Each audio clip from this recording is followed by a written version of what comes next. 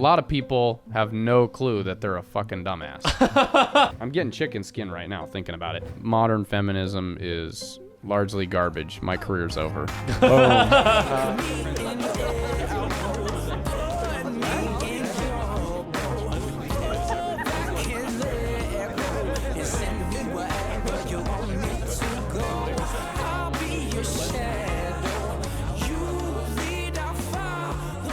Well, I'm going to take his house now because he's got no kids. Got no kids and he's not coming home. That was probably valuable hundreds of years Indians. ago. But I don't. Not anymore. Now it fucks people over. You think America will last another 100 years? Ooh, okay, this is a good one. Yeah, okay. You know, I think about that a lot, actually. Do you? Yeah. You're an intellectual. I wouldn't say that, but I do contemplate that. Like, I think that's kind of the theme of the Gen Z experience is like, am I going to make it to 40? Yeah, right. Like, is the just world going to... depression and anxiety. Yeah. Cool.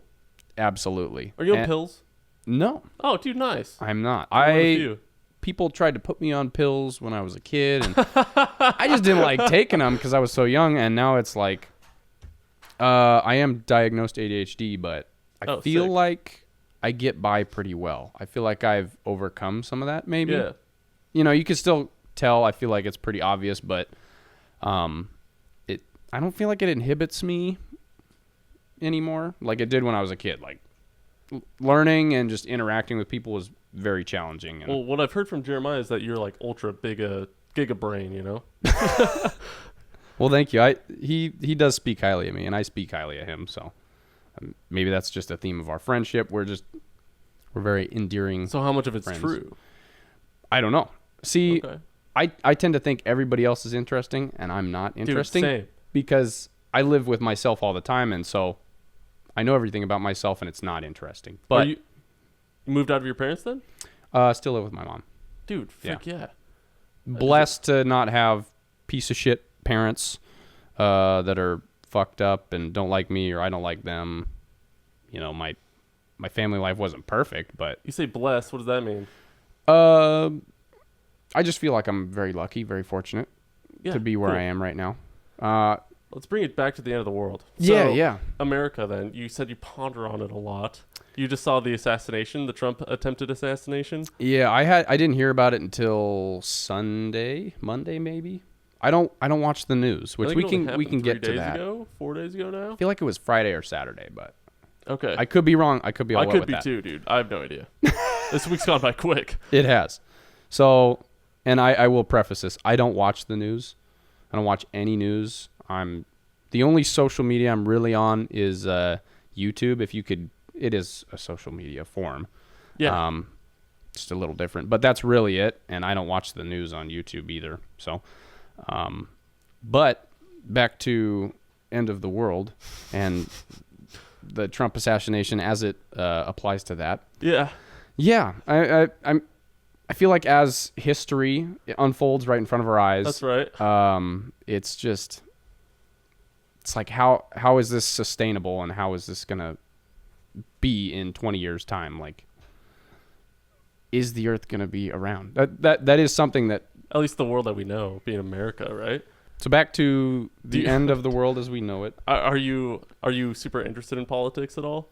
Because I'm like a standoffish observer, believing that red versus blue is all an illusion and it's all just a satanic cult, pretty much. I have a pretty extreme opinion, but it makes all the rest of it kind of void. So, no, I think I would agree with that somewhat. Like there is definitely like. It's a very two-sided coin is the way it's staged to us. Like, there's only two options, and you got to pick one, and the other side fucking sucks. You know, whichever one you pick, the other one's your enemy. Uh-huh. That's just not true, and I think most people are pretty reasonable if you got to chat with them for a little bit, and their beliefs aren't too crazy. Now, there's plenty of examples of completely loony individuals, but that... Like you and I, for example... Yeah. Yeah. Yeah, we're just way awesome out of left people. Field or right field or whatever. I don't know. Where was I going with that? I was going to say shit, I totally blanked. We were talking about crazy people. Crazy people, how the political spectrum is all a lie. Yeah, so I think the media just really makes it out to be like the world is kind of caving in on itself. And so I think the whole Gen Z experience is kind of exacerbated by that of like just seeing craziness in the news all the time. And seeing the most extreme, outlandish examples of human behavior. And we don't get to see, you know, a lot of the good of society, the good deeds, the nice things that happen on a day-to-day basis. I witness it in my own life. I don't see a lot of the extreme stuff in my own life. It's just not really that common. Road rage is probably a pretty common example. I see that's gotten out of hand for sure, but like the stuff you see in the news and hear about it, it's not something that I've witnessed in my life. Whereas good is everywhere, and so I think a lot of that is just blown out of proportion and that's just kind of the narrative. And then there's taxes, where we're being taxed on all sorts of things. Taxation is theft. Absolutely real, and it's not an illusion like the news portrays everything. Yeah. If anything, they like to play down the taxes. Yeah, but for the most part, people are super chill. I don't know. A lot of people scream civil war. How would that even go? I don't think it's realistic for us to actually have a civil war. We're way too infused with each other, aren't we? Well, I don't know. I feel like it would just be all out chaos because even if you don't own a gun, you know, everybody owns a car. Like you could drive that into somebody's house and inflict a ton of pain on people. Like everybody in America basically owns a deadly weapon. We have booze everywhere, Smaltovs. Exactly. Fire does a great job. Yeah. It would be chaos if there was a civil war type of event. It just with all the technology that we have access to, like online, you could destroy so many different landscapes virtually and physically. Like it's just, I hope we never live to see it. But what do you think about all the AI stuff? Ooh. You know, do you follow it at all? No, I don't. So AI's been in like great focus for the past year and a half, 2 years. I'm really not too terrified by it. Like people like to think about the Terminator and how it could get to that level of we build. Have you seen robots, dude? Yeah, no, they're crazy. They're real now. They're real. Yeah. They're not quite Terminator level, but they're getting there. They are certainly really close. Yeah. They're able to pick stuff up, move it over there, do flips and stuff. And then you put an AI inside of that shell that is capable of crazy feats of even if it's not true consciousness, then it can still at least mimic consciousness. Right. Yeah. Which is, for at least us, you know, why would we even care for the difference? Good point. If it's a true consciousness compared to a one that is indistinguishable of it, then there's really no difference whatsoever to us. I think that is more my worry. Like, we've had so many innovations in technology in the past 150 years. I think that humanity as a whole will find ways to navigate AI and integrate it into our lives, like cell phones and whatnot. Yeah. And make it a part of everyday life. And so that, I think, is more of the danger in my mind of, like, interacting with AI instead of, like, staying in your house all day and you have maybe one or two sentient beings walking around. Girlfriends. Hey, yo. Exactly. Maybe you have a girlfriend, and then you have... If I'm not married by the age of 55, I'm getting 5 robots. 5? Yeah. Ooh. No, too much? Too little? I don't know. What is right for a 55-year-old? I don't understand the 55-year-old... Maybe 55 women, dude. ...sexual desire, because I'm not 55. Well, no, one would be more... It'd be like one in each room. Just parched, ready for me to turn on whenever I need. That's awesome. Yeah, I thought so. I love the sentiment, yeah. But I think that is dangerous. I'm giving myself quite the leeway here. I would prefer a real woman. That would be nice. But if it's indistinguishable... Oh. Yeah, no, I feel like... Like, your point is very valid. I think that is one of the biggest dangers, is why even bother talking to some fucked up piece of shit human that's full of flaws when I could talk to a computer that, well, it's a sentient being, so it can adapt and change, but... I don't know. If the computer was just a yes man, or yes woman, I guess in this case. Well, like, would that even be Yes, woman. fun? Like, Right. I don't think part of the human relationship is that people do say no, and or they're hurt by Exactly. saying yes. Unfortunately, if they're a yes man, Right. It's kind of I don't know. I don't know if that would. How would that even feel? Can you feel connected to something like that, or would it? Well, it's become got to be something mundane? that they could learn, where the AI understands that you don't always want to hear yes. You want to hear no sometimes for that reason. Oh, dang it, yeah. I guess if they are indistinguishable, they will feel like a real person. I But think the it would get difference to is that point. They would for never sure. leave you. Yeah.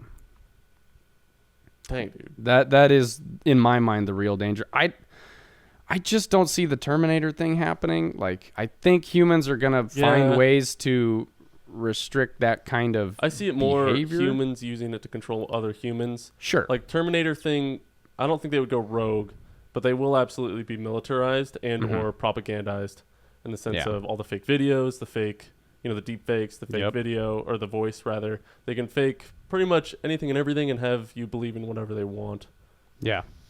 So And lots of AI videos. I mean, I'm on YouTube, and I've already seen some AI content, and right now it's very easy to distinguish, but I do worry about the indistinguishableness of it in the future. But hopefully we have the foresight enough to enact change in that and make it, there's a stamp on the video or something that says, hey, or they're this just, is not real. or we're just dead by then. Like, Right. Are you ready for the war? No. Okay, I've been asking everybody this every single episode, and nobody's ever been like, "What war?" Everybody knows what I'm talking about. I am not ready for any sort of war of any kind. Yeah, me neither, dude. It's gonna be bad. I'm It's- so it's- comfortable in my completely blessed American life. Have you ever been out of the country, No. dude? I've been to Vietnam now. Wild experience. I'd So love to go to cool. Vietnam. I can't say too much because it was a mission trip. I can't say names and stuff like that because the government isn't too privy to Yeah. Christians, right? But it was super fun being there, dude. I had coconuts for the first time. That was pretty rad. Excellent. But otherwise, just the war aspect of it, there was these huge swaths of jungle that were missing. Mm-hmm. And the only thing that we can come up with was, wow, they probably dropped napalm right here. It was a bizarre experience. I saw some old veterans with missing legs and stuff like that. They'd have Wow. their, what do you call those? Crutches? Crutches. They'd have their crutches and they'd just be looking at us, white Americans. They'd just be standing there looking at us, standing, kind of, sort of. Yeah, that's uncomfortable for sure. Yeah, I was like, oh, dang. Wow, that's real, dude. That's real. And then just seeing the jungle that we sent our 18-year-olds to, like I was just telling you earlier, that's Right. crazy, dude. I was looking at those bushes. They tower over me. Yeah. Thick. You can't see 2 feet in. And the tunnels. And the tunnels. Everything about Not to Vietnam mention was those plants insane. speak to you.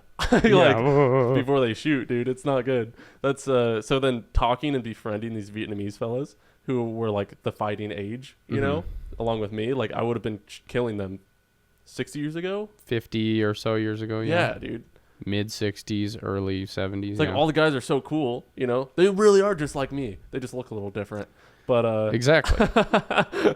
Yeah. That is the only barrier.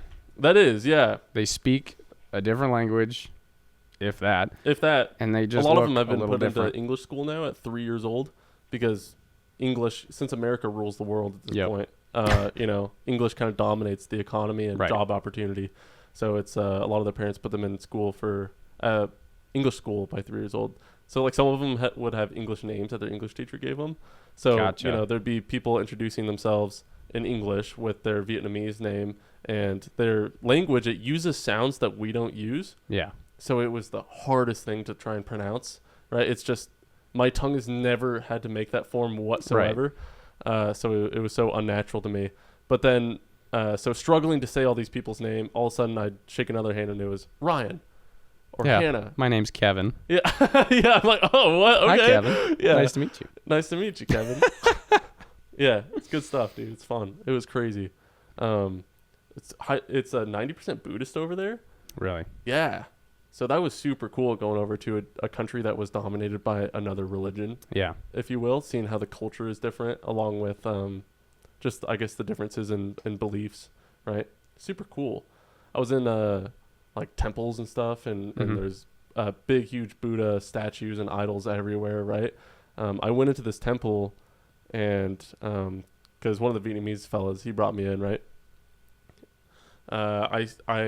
It's not, you have to like take off your shoes. You go behind this huge, big idol thing with a small little baby Buddha on it. I don't know what that represents. But so you go behind that, then all of a sudden you're in this beautiful, gorgeous room, shoes off, so socks only. There's these big, huge golden statues of Buddha, and then there's this little one in the front. And I'm standing right in front of that now, looking at it, and a woman brushes my shoulder, and she gets down on her knees and starts praying to it. And that was a bizarre experience to witness. I know, like, Christianity, that's not exactly something we do. So to then be in a spiritual temple like that, right, with somebody who is, man, dude, it was an experience, to say the least. I don't know, I think I felt uncomfortable, but because I felt like I was out of place, you know. Since I'm of a different religion, it felt weird to be there, right? This isn't something I should be interacting with, or something that I'm supposed to see. It's something that I don't agree with. So it's like oh wow, it just felt so real in that moment, I guess. You know, normally, you know, they're that religion, I'm this religion, but when they get down praying to the idol in front of you, you know, you're both standing right there. It's like, wow, this is real. This is crazy. Wow. I don't know. It just something about it it gave me a whole new perspective, if that makes sense. Yeah. Absolutely. That's great. I thought it was cool. I don't know. The whole trip was awesome. It was 2 weeks, dude. Dude, they have maybe I can't say that because it would give away the city I was in. Maybe I could say that. They have a bridge there that is a gigantic serpent bridge, giant dragon bridge, right? And it's 666 meters long, which is a biblical number for Satan. Crazy, dude. So he's a serpent, right? A snake. Okay, yeah. So I'm getting the symbolism. Is a giant snake. Yeah, and it's 666 meters long. And they did crazy. That intentionally. I'm assuming. I don't know. It's got to be. What are the chances of it not being intentional? Well, then again, the human brain is great at seeing coincidences and also true. Assigning patterns. Super true. Apophenia. Is that what it is? Yeah, that's what it's called. Apophenia. Seeing that's patterns a big word, dude. You were smart. In nature, and just seeing patterns in anything and assigning. Have you seen patterns in anything? Yeah, all the time. I forget them, but yeah. Like, you could look at this fire and you could see maybe a face in it or something or whatever. Something on the logs or. Dude, that's scary at night. Yeah. Have you ever had nightmares? Nightmare. Yeah, not like that, but yeah. Oh, okay. Yeah. I've had a variety of nightmares in my time. Have you had some that, like, either coincide with each other and or continuation of another one? Like, I've had one where it was the same monster, you know, in the same setting, and it would kind of do the same thing, if that makes sense, in the same nature, but it would always be a different time. Not like time of day, but different. Like, the way it played out was kind of different. Back when I was like 8, you know, I had this like gorilla hunt my whole family.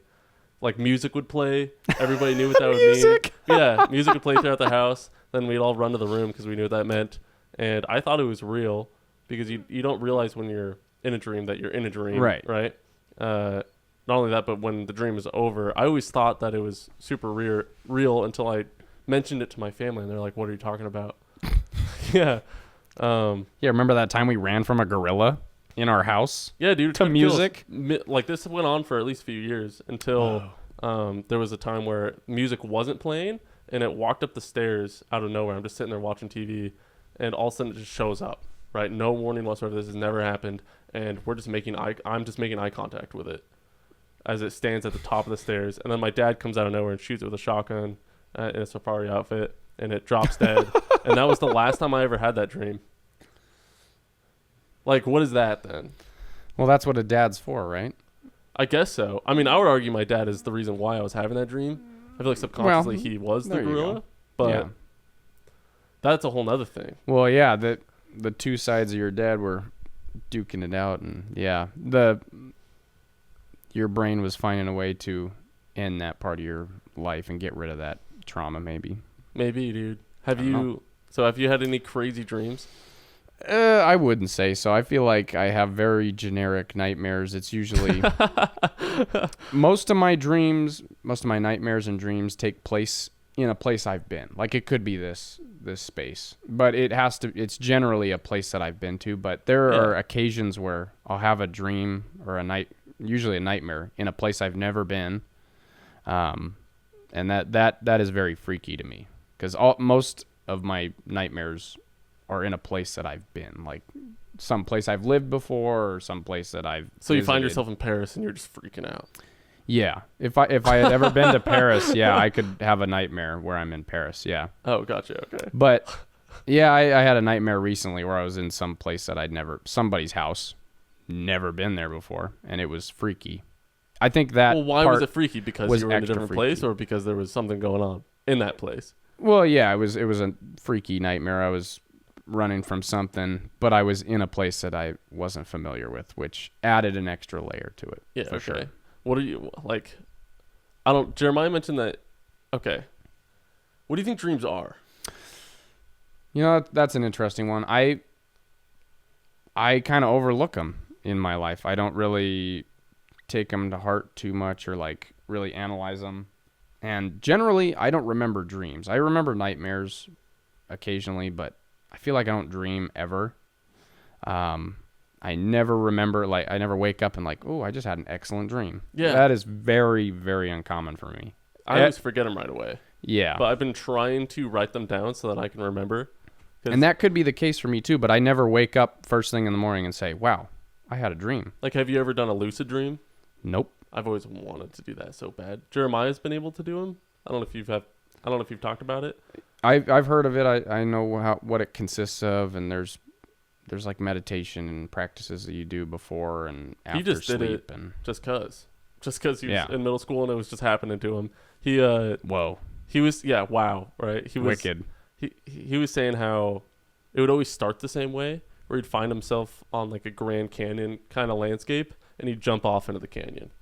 And then every single time that's how it would begin. Whoa. Yeah, kind of cool, dude. And then being able to remember that, I don't know, just something about having a playground in your head every single night. Right. Sounds really fun to me. Exactly. Yeah, I guess that's something that I wish I had. Maybe that I remembered more dreams or that I was able to be lucid in a dream. I think there's more meaning to dreams, at least some of them, probably not all of them. But so if I'm able to write them down, then I could try and interpret them maybe. At least I think that would be kind of fun. But there again is that creating patterns out of potentially coincidences, potentially not. I guess then where does it come from? If it is from your brain, does it not make sense that it would be a pattern that correlates with something that's going on in your mind? So then it would have meaning of some kind. Yeah. Yeah. It's just a sequence of different things that you've experienced throughout your life in either a random order or a very meaningful order. Who's to say? What do you think a peasant would, like a medieval peasant would dream about? I don't know. I would say it would probably fall in line with general human desire. Yeah, whatever they were facing at the time, maybe. Or it could just apply to, just being in nature. It could apply to anything that a human is striving for, some innate desire. Like, do you think we ever dream about anything that we haven't experienced before in our life? Is there ever an original thought within our dream? Like, could a peasant have had a dream of a car, let's say, or something of the future, right? Because supposedly people never see their phones in their dreams. Mm-hmm. I don't think I can relate to seeing my phone in my dream. Me neither. I think that's a nada for me. So it's like, if I'm not even seeing the technology that I'm already around in my dreams, what is it like then for a peasant? Would they just have less to work with, or would it just be the world that they know? Maybe, my dreams consist of a house, a modern day house where there's our peasant house, some hay and wood. Yeah. But still though, I don't know. It's kind of like what would their dreams be like, and how would it be different? How would it portray the same emotions, if that are what dreams are doing, right? Trauma and or anything else. How would it portray it differently and or the same? Well, I think a lot of human existence has been the same for thousands of years. I mean, we interact in a lot of the same ways. We hurt each other. We take advantage of each other. We respect each other. We do things for each other. I think those themes could, human to human interaction could come up in a dream. Yeah. But then also like just the way of life is a little different, but we have shelters and we have a community that we share and we travel back and forth and we help in some task, whatever it is, shipbuilding, farming, whatever. Have you seen the monkeys that are supposedly in the Stone Age now? Orangutans are like fish. I've heard of that. Or spearfishing and using rocks, I think, to help with something. Very interesting, right? I guess so, yeah. To at least ponder the idea that one day they could start making tools and start forging. We don't nuke the world, yeah. Yeah. Do you Now think this we is came from hundreds of monkeys? thousands. No, I think we evolved separately from a somewhat common ancestor. Yeah, okay, cool. Yeah. So Yeah. I believe in evolution. Yeah, sick, dude. Nice. The evolution's always been super interesting to me. Yeah. Like the primordial soup kind of thing. Yeah. Like, what are the chances? Maybe you don't know. I don't know how into it you are. What are the chances of complex life coming out of that? Crazy freaking low. I mean, just like infinitesimally small. Like, think about just the chance of you sitting in that chair. Like, if you were just flip a coin or roll a dice to try and get you, is Impossible. insane. Like one in probably not even hundreds of billions. Like, probably there's no way it trillions. happens. There's not a shot. And the farther back you go, the crazier it gets. Like, just the fact that your dad and your mom had the right shit to make you, Along with versus all the ancestors. Yeah. the millions of other people that could have came from that event, So true. multiplied by all your ancestors to the beginning of time, to the fact that some compounds came together and said, we need to get this compound to sustain ourselves. So that is like infinitely, impossibly small chance. So then how did it happen? Right. And that is a crazy question to ponder. Yeah. And you could go the religion route. Yeah. I'm not religious. Right. That's what Jeremiah Preface told that. me. Yeah. Mm-hmm. And this is something that I probably don't ponder enough. But I would like to get into that in my life and like really deeply think about it. And Like the answer or the question of like, where did we come from? That's what you're those big questions that are kind of unanswerable. Like, why are we here? Any question that is unanswerable is my favorite question. Really? Oh yeah, dude. Oh, Excellent. Yeah. I obsess over them. They're Good. fun, dude. I think that's an important thing to evaluate for like on a spiritual person to person level. Like, Yeah. kind of, Do you think there's anything valid of spirituality whatsoever? I think so. I think whether you're religious or not, having a deep connection with yourself and the world and other people is very important. Yeah, sure. Yeah. Like, yeah. It's a good sentiment, right? Yeah, it is. Cool. It brings me peace. Like I said, I'm not religious, so and your brother and I have had this conversation quite a bit, and he's very religious. Yes. And so More so even now than he probably was then. yeah, Yeah. absolutely. And so we have very, very differing viewpoints, but It's cool. we share a lot of the same sentiments. I So think. what do you think? Because what I'm always interested in then is why or how people have, or like what experiences people have gone through that has led them to the point of their belief system now. Well, I would say that I was raised in a somewhat Christian household. I went to church every Sunday. Now the church isn't like really super Christian. It's kind of, there's a little bit of Buddhism in there. Oh, nice little mix. It's a unity church. They're based out of Missouri, but they have ones here. And that's what I went to all my life. The people were great. That's cool. What's a unity church? So it's a mix. It's not Unitarian. don't know Some what that people is. associate that. I need to learn. Yeah, it's called Church of Unity or something like that. There's one here in Coeur d'Alene and there's one in Spokane. But they're based out of Missouri, I believe, and that's where my family's from, and that's why I was affiliated with it. And so they mix Christianity and Buddhism. How? There's a little bit of that. They have like Buddhist symbols and stuff on the walls and stuff. And they Well, talk. we saw some swastikas over in Vietnam. On some of the Buddhist temples. Yeah, like the Buddhist swastika. Yeah. Yeah. Yeah. Wicked, right? To see that symbol and It was pretty cool. know what it originally was supposed to stand for. Yeah. Mm-hmm. So yeah, I was raised Christian. And I loved hearing stories from the Bible and Sure. Understanding, maybe there's deeper meaning there and interpreting some meanings from various stories. I've forgotten all that stuff. I've heard a lot of cool arguments of like where those stories could have come from, if that makes sense. Yeah. If like not in a biblical viewpoint, if that makes sense, or rather not regarding the Bible as truth, right? Just thinking of, like the word of mouth and how they eventually would have been written down, and that's why they're so fantastical, if that makes sense. Really cool, actually. Or even the flood. There's a lot of things that you can take into question the validity of where it came from, if that makes sense. Yeah. Like the flood, some people believe then that it wasn't a worldwide flood, but a very local flood. And then through word of mouth, it just became bigger and bigger and bigger through the story to make it better and better. And it was written down as a whole world flood. Yeah, it's pretty cool. There's all sorts of crazy origin stories that people come up with for all these old stories. Yeah. Yeah.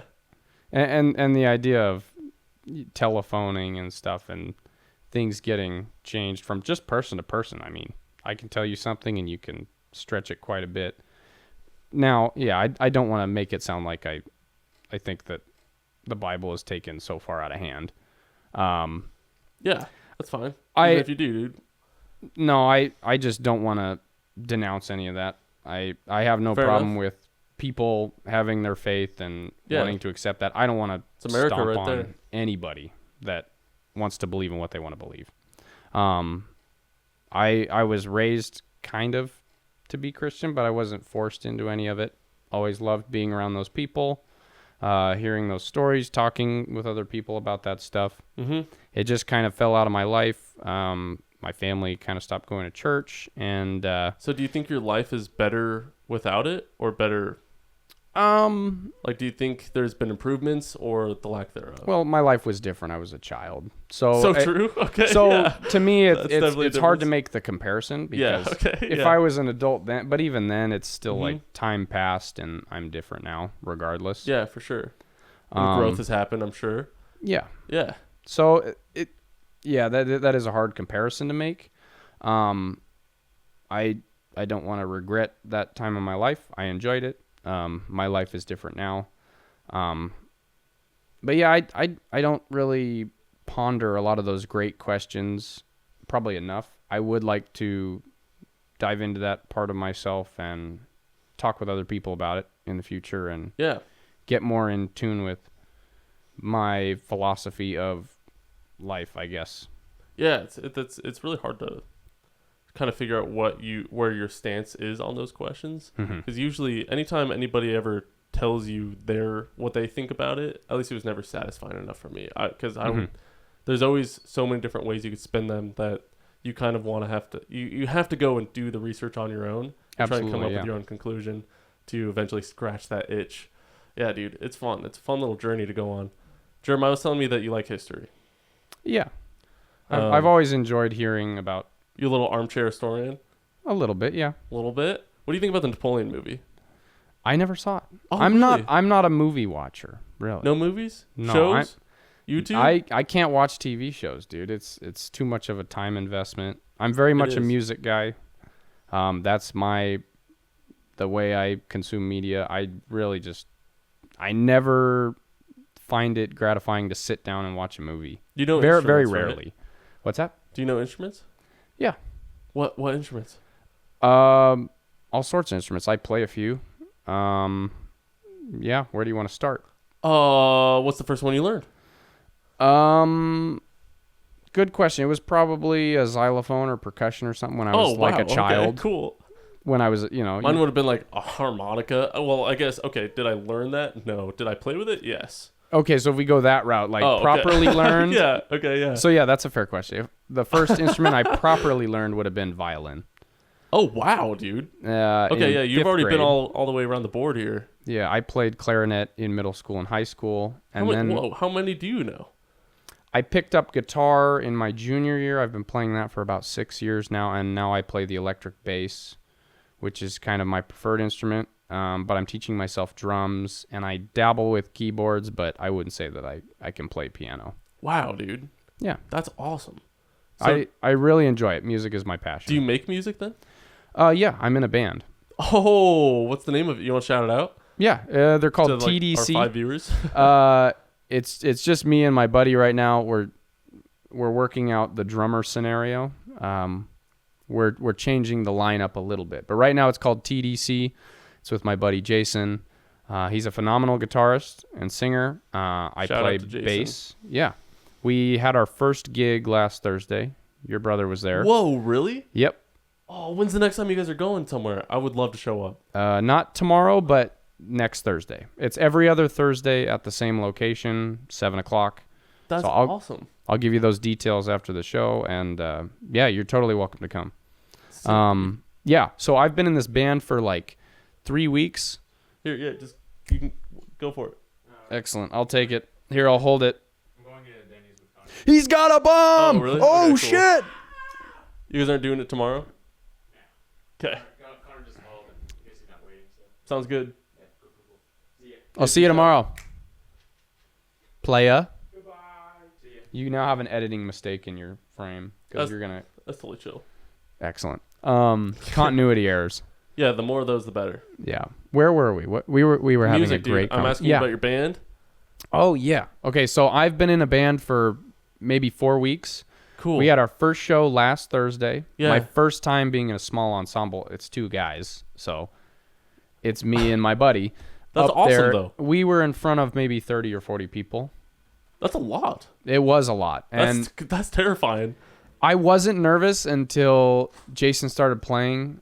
He played maybe 4 songs before I came up because I hadn't learned all the material yet. So he introduced me up, and I came up and played a couple songs. We took a break and then played another set. But I wasn't nervous until he started playing. Like, I knew it was coming for like 2 weeks, and I wasn't nervous. And the day of, I wasn't nervous, and I worked, and I was like, I'm feeling good. I'm excited. I get to play my first show. And then 15 minutes before I came up, I just got that feeling, and it was like, oh man. And then he said my name, and I stood up, and it was just, I basically blacked out mentally. Like, do you remember any of it? Oh yeah, I remember all of it. Oh, okay, yeah. It's crazy how much you forget when there's 30 pairs of eyeballs on you. Oh man. And like I messed up every song, but I'm a musician. I forget that I'm playing for people who are non-musicians. Nobody knew I messed up anything except for my buddy playing with me. I messed up every song. So you messed up gracefully. Yeah, it wasn't too bad. I missed maybe a note, or I was off on a beat. Things that non-musicians who don't even know the songs aren't going to know. I wouldn't notice at all. Exactly. My girlfriend is a musician, a professional musician. She goes to school for it. It's her major. She didn't notice. So I felt good about that after, because the whole show I was like, man, I really suck. And then after, it was just like everybody was telling me how great I was, and I was like, what? No. So that's a little always mental. Your harshest critic, right? Exactly. That's a little mental barrier I have to get over. But I feel like now that I've done my first show, I've kind of crossed that bridge, and I feel like this next one will be a lot better. What genre of music are you playing? It's a rock band. Sick. There's a little bit of blues, a little bit of funk. Are these songs that you guys have written or have learned? Yeah, right now we have 6 originals. Whoa. And then maybe 10 covers. Can you find these on Spotify or anything? Yeah, actually, you can find our band's music. Now, I'm not on these recordings because this is some of his older stuff. Okay. My bandmate's an older guy. Mm-hmm. He's 50, 51. Dang. Okay, so he's yeah, he's a professional musician. He's done this before. Doing. Yeah. Heck yeah. But That's yeah, cool. you can find our stuff out there under TDC. He has an album out called Long Time Coming. And there's a handful of originals on there, and many of them we're playing right now. So cool, dude. We have a band manager. We're looking at getting other gigs. So right now we have every other Thursday. You guys are doing stuff. As a slot, yeah. And this is all very new to me, but he's been stewing over this for a little bit. He wanted to get back into it. Mm-hmm. He knew I played for like 2 years, since as long as I've known him, basically. And he's wanted me to come out, and we made it happen. And then he said, "You're coming to the gig. I'm firing my bass player." Okay. It was kind of a weird story. Yeah. I came over to his house to jam with him, and like 5 minutes in, I'm playing a couple licks, and he's like, "Yeah, dude, you got the funk." I mean, white boy's got the funk is what he kept saying, which is funny. But he said, "I'm firing my bass player. You're hired. You're in my band now." And then a couple days later, he said, "Yeah, you're coming to the gig next Thursday." Oh, wow. And that was like mind blowing. Wow, dude. To think of myself as like a bedroom musician, like I'm self-taught. Yeah, no school experience? Well, I played in band for clarinet, so I could read music at one point, but I was never very good. I didn't understand any theory, so I've taught myself theory since then, and various techniques and styles. Can you try and explain music theory? I don't think that it would. I really just don't think people would find it interesting that aren't. Oh, okay, fair enough. Aren't musicians? Yeah, exactly. It's just not something that non-musicians are probably very interested in. Yeah, okay. I would think. Isn't it just a lot of math kind of thing, patterns? Well, you could get down to that level where you talk about okay. music in like when you talk about frequencies. So what is sound? Like you could get down to that level, and then you get to the math side of it. Like the harmonic series is all based in math, and that's where like consonance comes from, is harmonics lining up and sounding good to our ear. So, wow. And that gets deep into like psychology and math. So you could get to that level of theory, but a lot of music theory is just like, you're on this chord. The pattern would be to go from such and such chord to another chord, and then this feels like you're home. What notes you could play over a certain chord, so different scales. It's just different patterns that you can try and teach your muscles. Yeah, it's essentially just a long list of rules that this is what sounds good, but also when you get really good at theory, there's no rules. Yeah, there's no wrong notes. There's no. Well, that's the whole point of jazz, right? You just throw all that out the window and just do what feels right. And that's because you've kind of transcended that. You've learned all the theory, so you can stick to the theory, and then you get to those points where you can be loose and you can throw in the nice notes that are like, ooh, that had a little spice to it. Yep. So, and that's in essence what theory is just a lot of rules for how music is laid out in our culture. Mm-hmm. And music theory is different for different cultures. In some aspects. So a lot of music theory is just derived around Western music. That makes sense. So it follows those sorts of traditions and the system that we have notes in. Mm-hmm. So there's 12 notes, essentially, that just repeat. But in other cultures, there's a lot of microtonal stuff and different types of scales that don't align with the sort of frequency spectrum that we use. How difficult has this been to learn? It's just been an ongoing process over years. And you just love it. I mean, if you talk to different majors, a lot of people will say music theory is very hard. I don't think it's that bad. If you have a genuine passion for something, I think it comes easy and natural, especially when you're immersed in the practice of it. Theory is a lot better when it's accompanied with practice. And I think that's true with anything. I am so unmusically talented, but I do love music. You know, I hear that a lot from people. When I tell them that I'm teaching myself drums or whatever, they're like, I could never, I have no sense of rhythm. I really don't believe that. I think that, and here's a little tangent here. I think that we tend to tell ourselves a lot of things about ourselves. Super true. Preconceived notions about other people, about certain things, and we immediately create a wall, and you can't pass the wall now. Where, you know, you say, I'm not a morning person. Yeah. You know, like that, you laid a wall, and now you can't wake up at 5 a.m. Now, when it is 5 a.m, you go, I'm not a morning person. Yeah. And you convince yourself that you need to stay in bed. Exactly. And not be a morning person. Exactly. And I used to be that person. I've always been a night owl. I was never a morning person. Now I wake up at 2 a.m. with ease. And really all that is when about... When do you go to sleep? 6:30 p.m. Oh, wow. Yeah. Sorry, I didn't realize we're past your bedtime. No, my schedule changes frequently. But okay. there was a long period of my life where I would go to bed at 6:30 and wake up at 2. I go to the gym at like 3 a.m. That's awesome. It works out perfectly. And really, that was a learning experience of like, you tell yourself a lot of things that just completely box you into a certain way of life. Mm-hmm. And we all do it. And we do it not just for ourselves, but for other people. And that's been something that I've really tried to grow out of and try and open up more. Because I've always been an open person, but that's just a human behavior right there. Yeah, how does... doing it for other people, that's a loaded one. You'd have to reflect on all of your different relationships with people and see, like, what preconceived notions have you built that person around, if that makes sense. That might be a little more based on, like, behavior. Like, I see that you might be a little more lazy than me. So I think of you as a lazy person, and you say you're going to do something that wouldn't fall in line with that behavior, and I say, well, you're a lazy piece of shit. Then you adopt my knowledge, whereas I don't spend all day with you. I don't know that. You might be lazy, you might not be. I may be, dude.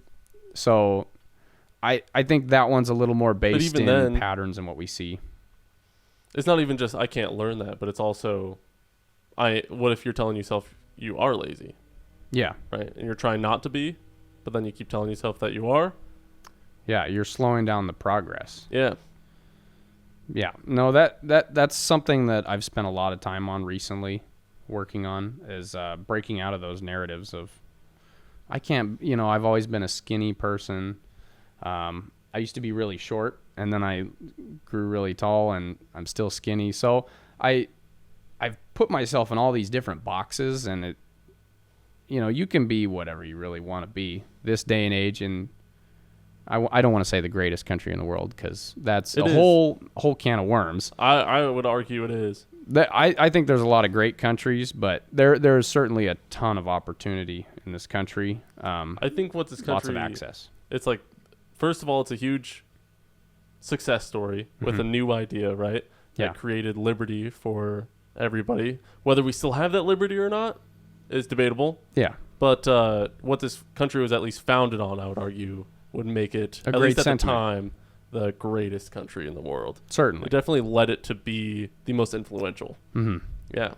So whether it's still something that we should salute to or not, I don't know. I don't know if we're exactly free anymore, but, that just makes us no longer the best, but rather just like everybody else. Yeah, and I can absolutely agree with that. That's a perfect way to put it. So yeah, I live in the greatest country in the world. Yes, sir. In the greatest time of human history. God bless arguably, USA. Life has never been easier for the common man. So true, dude. I have time to be gratitude lazy. is a great thing to practice in any in anyone's life. But if you live in the U.S. right now, life is badass. Yes, it is. That cannot be understated. And life politics are entertaining. Very entertaining. We got our show. Crazy. Yeah, dude. Entertaining. We got our show, and they're feeding us popcorn. Yeah. That's what Julius Caesar... Well, I don't know about that. That's what... Whenever the Colosseum was going on in Rome, they would feed them free popcorn. And Colosseum was generally free. So then they would... Interesting. The idea is that they would have free entertainment and free food, so then they wouldn't revolt. If you distract the people and make them happy... I've heard that quote. I know which quote you speak 30 of. times. Yeah, something like that. Pretty cool, dude. So keep them distracted. Yeah, the little minions are all distracted. So you can see that in every country. That's what like sports are. That's what all these different teams are and stuff like that. That we have to root for our team, right? Right. Then it bleeds over to politics, and then it's just a giant mess again. Well, that's just a human nature thing of like the tribe. Yeah. And various levels of that. Yeah. It's fun, dude. I like my tribe, I think. I think we all like our tribe. Yeah, Because you so? choose it in your brain and you fantasize, and it's a romantic, twisted, fucked up mess. I guess I wouldn't be in my tribe if I didn't like it. Exactly. I don't even know what my tribe is. You would change your tribe. There's probably multiple tribes I'm within, I guess. Yeah, you could break down some layers. Yeah. You think so? Yeah. Oh, absolutely.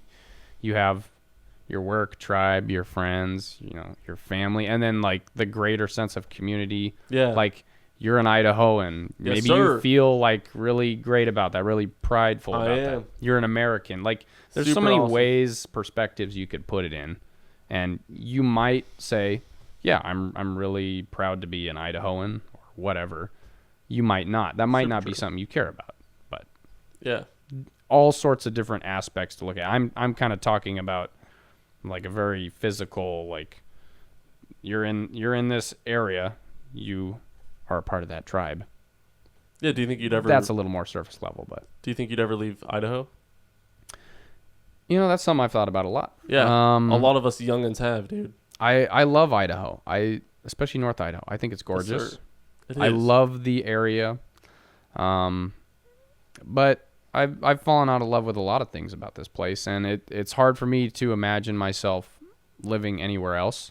Mm-hmm. But I think that I should go out and experience different places and see if I like other places, because there might be something better out there. Do you think the beauty here helps inspire you in music? I don't know if I've ever made that connection, but there is a lot of beauty here. I love Yeah. it. I haven't really written music in that sense. I kind of just tinker around right now. Yeah. Cool. I mess with a lot of chord progressions and grooves. I don't really write any lyrics or anything. And I haven't made any really full songs. I've made like light demos of like a verse and chorus section, or like I write a lot of intros to stuff. But no, I don't really write music in that kind of way yet. Yeah, so you're pursuing gigs and stuff like that. Does that mean that eventually this will be your full-time gig? And that's something that I've thought about recently as it's kind of come about. It's become a relevant thing in my life. Yeah. Like so a yeah, door has been opened. Yeah, I'm pondering like Yeah, dude. if That's exciting. I were to sell out Wembley Stadium tomorrow, would I go? Like that, and that's obviously it's a more gradual progression than that. Mhm. It wouldn't be just like you're going on an international tour tomorrow. Some people do that though. That has happened. That has happened. But that's following years of like work generally. Also true. Yeah. Generally.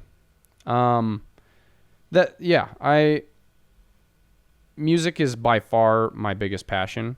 Amongst all the things that I'm engrossed in, I'm in 12 different directions all at once, like constantly. I work full time. I have a side business. I go to school for the stuff that I work for.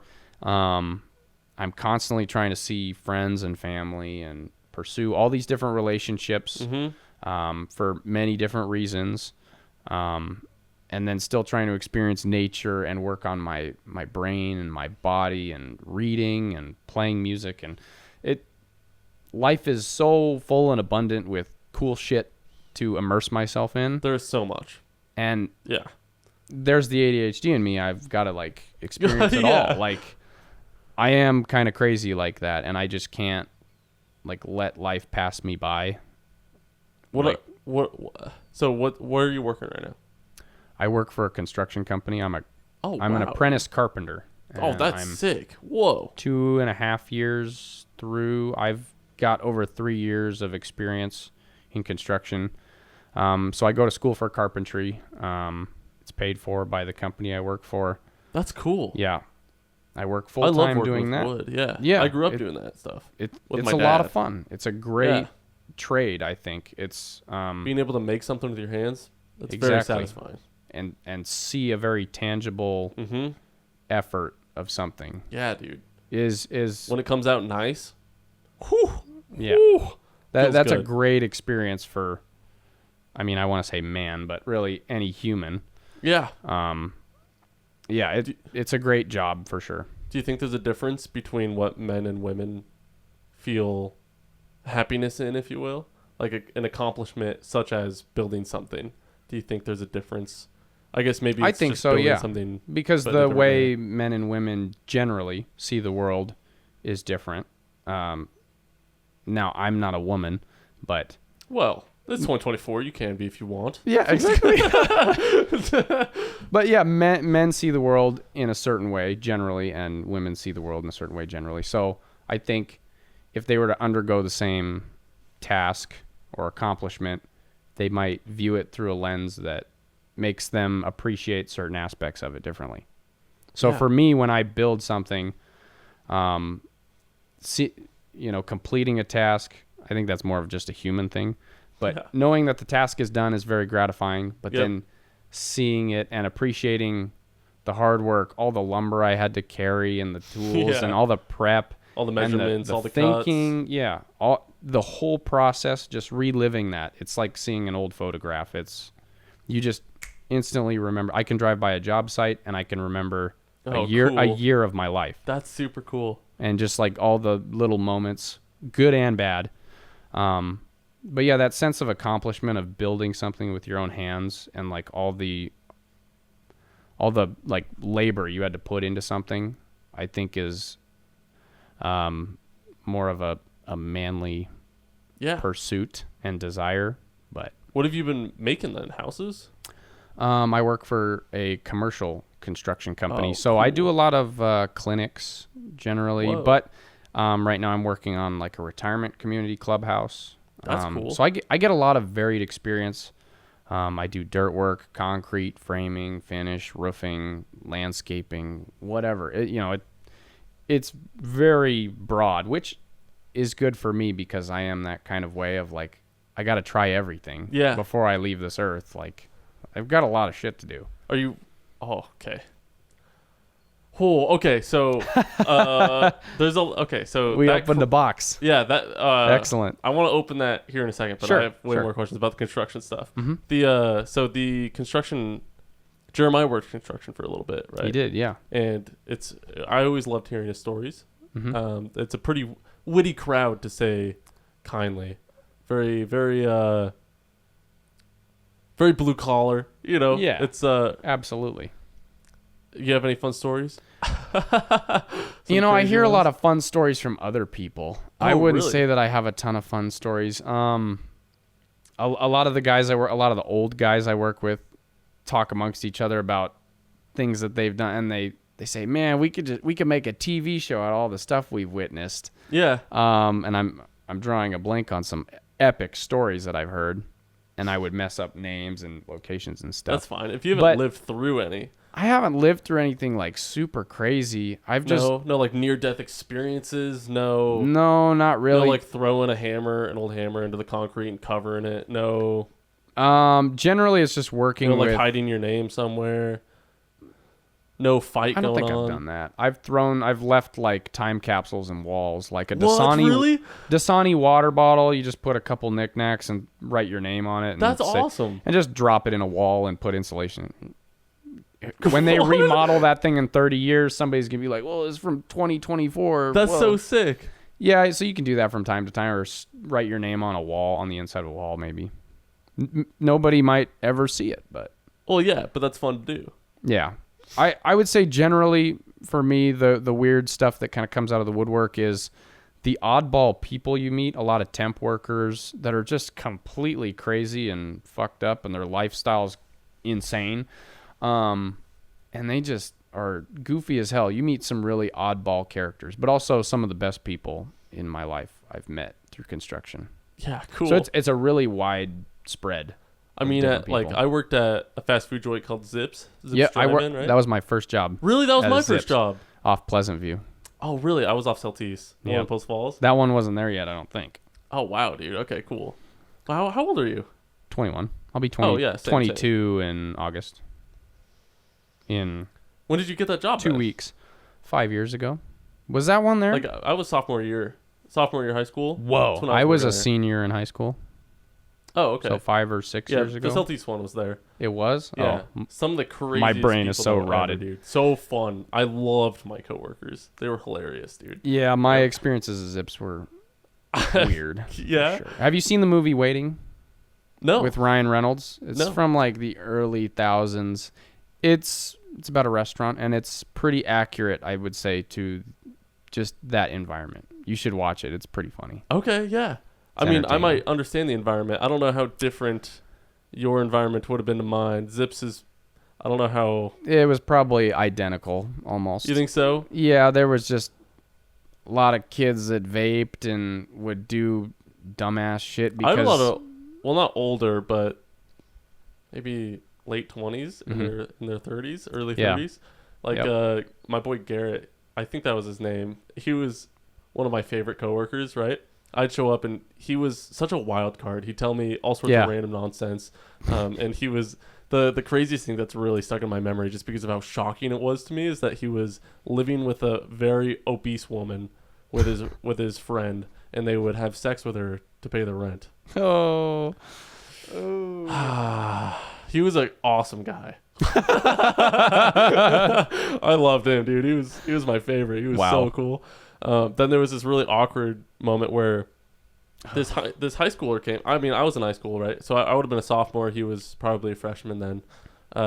He worked there for maybe a few weeks. He was the first kid that I was able to train, if that makes sense, since I was already there for a few months. And it was really fun because I was then able to like whip him with my lash and make him do the work that I didn't want to do, right? To like claim that he's training, right? Which was awful of me, but it was really fun. I thought we were having fun, and then he stopped showing up, and it was really awkward because then we'd make eye contact every now and then at school, and it was like, dang, dude, I really enjoyed hanging out with him at work, but he stopped showing up, and we never talked ever since. So that was really awkward. The people you meet in passing and then never speak to ever again. There's a lot of those. There are a lot. I wonder what they're all up to right now. Yeah. Shout out to that guy. I don't remember his name. Shout out to all those guys. Yeah, a lot of guys along the way. We all ended up getting laid off because of our manager. He just dipped one day. Excellent. And the owner came in, and there was some weird timing with it all. But I just stopped getting scheduled along with all my other coworkers. And that was the end of that. Yeah. Eventually I just quit because I was like, well, I'm in high school doing sports and stuff. Not getting scheduled anyway. What's the point? I quit a few months after COVID hit. It was probably April. Yeah, you were working there way later. I was working at Jimmy John's around that time. Oh, okay. Yeah. No, I'm talking about 2020, yeah. Yeah. Well, I started in 2019, but I left in 2020 in April. Yeah. I was just fed up with a lot of drama stuff. There's a lot of drama there? Oh, it was just ridiculous. Yeah, I had like some love interest, like work wife. Oh, drama with you. Well, just everybody. So the assistant manager, which was the manager's son, liked this girl, and she liked me, and I had no game, so I would never say anything to her. We were just like work friends, basically, but she definitely liked me, and I was just a moron.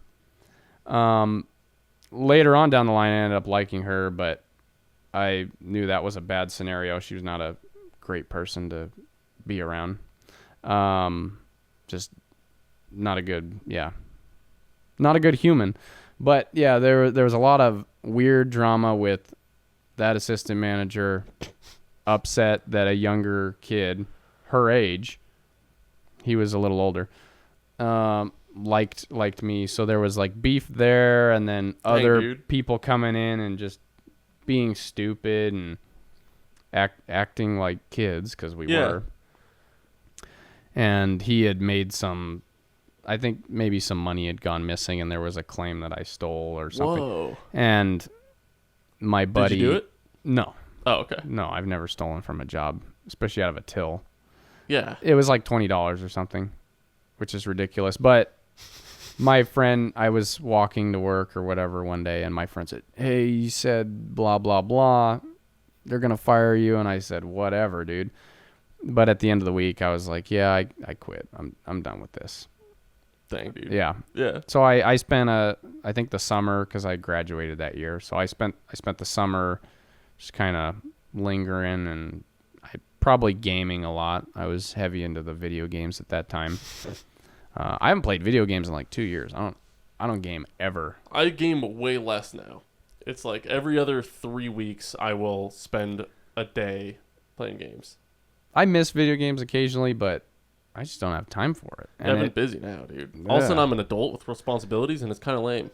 Also, exactly. Really fun though. Gaming is lame as hell when you get to be an adult. Yeah, it's like really fast. The first game that I had fun playing again, it was a few weeks ago. I got to play it for one day, and it's Project Zomboid, if you know what that is. I've heard of it. Never played it. It's like a top-down zombie game. Yeah. One of the most difficult games I've ever played, and the challenge of it is so much fun, dude. You spawn in. I am fully confident now that no matter what situation I was in, I would definitely not survive the zombie apocalypse. Yeah. Because these zombies, you can literally walk away from them and you're faster, and I still die consistently. Just the dumb mistakes. Yeah, I don't know. Do you think you'd survive the zombie apocalypse? Are you a prepper? It's a good question. I am not prepped at all, so I'd probably be absolutely You're dead, fucked. dude. You're super dead. Yeah. Congratulations. You've lost. Like, I feel like I could survive in the wilderness by myself, but yeah. Really? Like, if I dropped you in the woods with nothing but what you're wearing now, you'd be able to survive? For like a week. Oh, wow. Yeah. I might But, make it like, 2 nights. Good luck Like, making a dive bow or those. something. You're going to have to kill something with your bare hands, and I couldn't do that consistently to keep myself alive. I'd waste way too much energy. Just find an anthill, start eating. Yeah. But I feel like I'm crafty enough to find inventive ways to build fires and collect You think so, dude? materials Have you ever and water. done it before? I've gone camping with very little. I generally just bring a hammock and like a pack of bagels, and I just call it good. Oh, nice, dude. Okay, cool. Yeah, I love experiencing nature without any of the human comforts. Yeah. I love camping in a hammock. I don't. Mhm. Some about tent camping rubs me the wrong way. So I'll just bring a hammock. All I need is 2 trees, and then I can just run around with a water bottle, and I got some bagels that'll last me. If I eat a bagel today, I'm good for a couple days. I won't die. So, Yeah. like, if worse comes to worse, I'm fine for a little bit. Well, have you ever started a fire without a lighter or matches? I think I tried once a couple years ago. I would have remembered if I had started a fire without. Yeah. Okay. Gotcha. Like, yeah, but I That's quite feel the like accomplishment, I feel like. that knowledge is so accessible. Like, if I had Well, once the apocalypse starts, if I had known knowledge will that no longer be prior, accessible. I'd be like, oh yeah, I'm good to go. Yeah. Because humans have been making fire for forever. Like, a couple sticks, some twine, a rock, who knows, whatever. Yeah. I feel like you could totally make that happen. The Very little practice. bringing back to civilization and Yeah. zips. Yeah. Yeah. It's super funny that you were part of the drama, or even like almost the cause of it. Yeah, I was. yeah. Like, day one. No, well, no. Day one, Day dude? like negative 14, because I wasn't even working there yet. My homie worked there, so I think I had gone with him one day. And like day one, I meet this chick, and just like the way she looked at me, yeah, I'm a moron, but she liked me. And then I meet the assistant manager that day, and like, yeah, oh yeah, he just did not like me. Yeah, I loved all Young the drama. hot stud. I loved all the. Yeah, you are, dude. Competition. I loved all the drama because I was separate of it, and they would just Mm-hmm. they would just tell me about it, and everybody would have their own perspective, and they'd be like, Josiah, this is what's up, and I'm like, okay, and so I'm sitting there making my fry sauce, dude. Did you ever make a 5-gallon bucket worth of fry sauce? One of my Every sauce known to man, yeah. The I- ranch, the whatever. It's one of my favorite parts of the job, honestly. When I'd be able just to be in the back, squirting out fry sauce into the little containers, I guess. Super fun, dude. It was nice and monotonous, yeah. Yeah, right. And then I'd be usually listening to somebody dragging on about their drama or their life, however, whatever is That's going always on how in it goes. Every other job I've had was always drama unassociated with myself, generally. Yeah. Okay. Cool. I somehow seem to get swamped into it, just because of circumstances. Like when I worked at the dollar store, the manager had like left. I was an assistant manager. Oh no. I was like 18 or 19, so I'm gunning for the manager position because the store was failing. It was like fire code issues. Oh Like, gosh, dude. we can't get the freight out because everybody's quitting. So I was like, yeah, I'll apply for the store manager position, knowing that I'll get some more cheese. So Yeah. I mean, there was a motivation there, but Some more of that Swiss. But I was like 19, so people think I'm naive, and there was drama there. But yeah, so I got roped into more at another gig, which was lovely. How many gigs have you had? Only a couple. I think I've only had 4, maybe 5 real jobs. Yeah, I've only had 2 formal jobs, if that's what we're gonna call it. Yeah, Like yeah, I would Zips, say Jimmy formal. John's. Then after that, it's just YouTube. Excellent. That's all it's been. Well, since that's then. good that you've gotten a taste of internet money and it's worked out for you. It's a huge blessing, brother. Yeah, it's all from God, I would say. Good. Absolutely. Yeah, it's been a lot of fun. This podcast is a whole new venture, though. Starting out fresh. That's trying what to do life's it on all a about, whole new channel. You know, we'll see Mhm. how this goes. Sweet. 2 episodes out. Very little amount of views. No subscribers. Exactly where it needs to be. Perfect. Exactly where it's going to start. Yep, Yeah. exactly. So the fact that it's starting is cool. I know the great podcast barrier, whatever it is, where Mhm. 99% of the podcasts that are started don't make it past episode 10. Yeah. I have already recorded. This might be the 13th, I think. Wow. So I don't know if that Impressive. includes, or I don't know if that makes me over that barrier or not, because I haven't posted all of those yet, because I got to edit them. But Well, I think a little bit of that is association, but there's that old adage, winners never quit and quitters never win. hey, So that's if you cool. never stop, I would say it's highly unlikely that you won't be somewhat successful. I agree. By the time I'm hitting episode 100, there'll be some sort of fan base that I got going for me. Yeah. The Even if problem it's is- really, really small, you're not, you might not ever be like a Rogan or something. Yeah. I don't want to I don't pencil need you to be into a that Rogan. box, but you might not ever get to that level of success. But are you okay with being, having 10,000 listeners on a monthly basis or whatever? There's a really cool prayer that I love, and it's something about praying to God about giving me or blessing me just enough that I don't need to steal, or giving me just enough that I don't need to steal, but giving me just the right amount that I don't become greedy or I don't know, something like that. Evil piece I of definitely shit butchered with it. too much. Yeah, right. But just give me the right amount so that I can get by, right, and have, yeah. I think that's a good be- sentiment. It'd Yeah. be nice if all humans were content with what they had Yeah. and they all had what they needed. I'm Now, definitely neither of those are true. I struggle with that, dude, which is probably, I don't know, like not being content. Having my other YouTube channel, right? It's a World Box channel. Do you know what that game is? Yep. Oh yeah. Me and your brother have talked about that quite a bit. Oh, really? Oh, My yeah. channel or the game? Just the game. Yeah.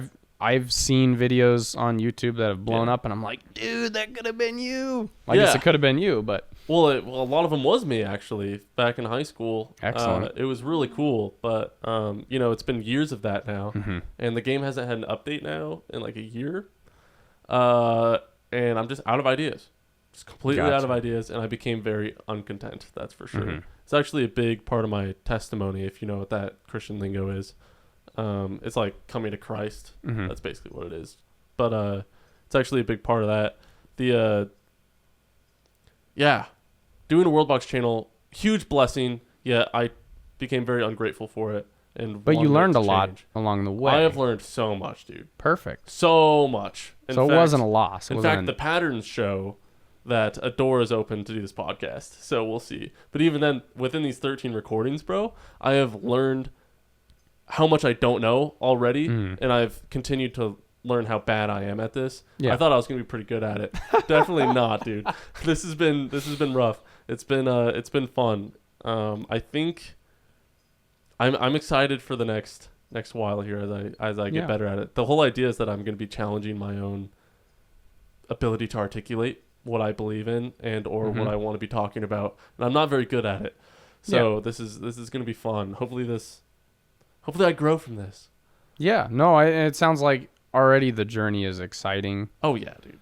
You This know, has been awesome. You've learned some at this point. Even, I've learned how much I don't know. So Yeah. Well, I don't know that's if that's very learning. important. That's very important. Well, right. A lot of people have no clue that they're a fucking dumbass. And that's what's wrong with the world. Oh man. Yeah. Is that a hot take? I don't think it is. I don't think so. I think it's true. I think that's exactly what's wrong with the world. Yeah.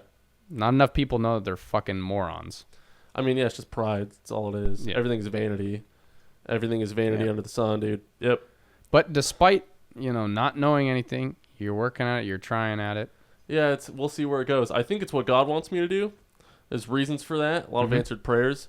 Yeah. But this is so we'll see where this takes me, I think this is the door that he opened up for me. Mm-hmm. So I'm pretty pumped for this. Episode 100 coming in hot, dude. This is going to be sick. Excellent. Yes, sir. I do want to piggyback off of that idea. Okay.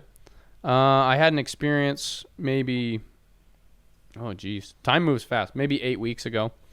I work at a retirement community, and I was speaking to one of the residents there, and he's a Vietnam vet. Ooh. And this was a life-changing experience for me. Wow. That led okay. me to a realization. So Whoa. he did 2 tours in Vietnam. Wow. He was a gunner out of like helicopters or whatever. So this dude saw some shit. It's but crazy, dude. This guy was talking about his time in Vietnam and all the crazy shit. You know, the helicopter is like this thin, like bullets are just flying through helicopters and stuff. He's getting shot at, and he's unloading. You have to take an asbestos glove to change the barrel every 30 seconds, and you're just 50 cals out of choppers. Yeah. And the whole time this guy's talking about this, he's got a smile on his face, like, and just the way this guy talks about life made me think, one, that's an American right there. Wow. Hey, number one, God baby. damn. Yeah. Freedom. 2 tours, and he was ready to go back. Like, Oh, bro's yeah. crazy. He said he was in his 40s or 50s or something, and he was trying to volunteer to like go do something for whatever, Iraq or whatever. When was he in Vietnam then? 20s? How old was he? Yeah, he was a young lad. Young man, but yeah. later on in another war, Desert Storm or whatever, he was trying to get back in, and he's like 40, 50. But yeah, this guy gets after it, and the lesson I learned from it, I just came to this realization, like, I need to stop living my life based off of fear. Like, letting fear rule my life and, like, live life to the fullest. Because, you know, even in, like, small things, like social interactions, I change my behavior, or I don't open myself up to new opportunities out of fear.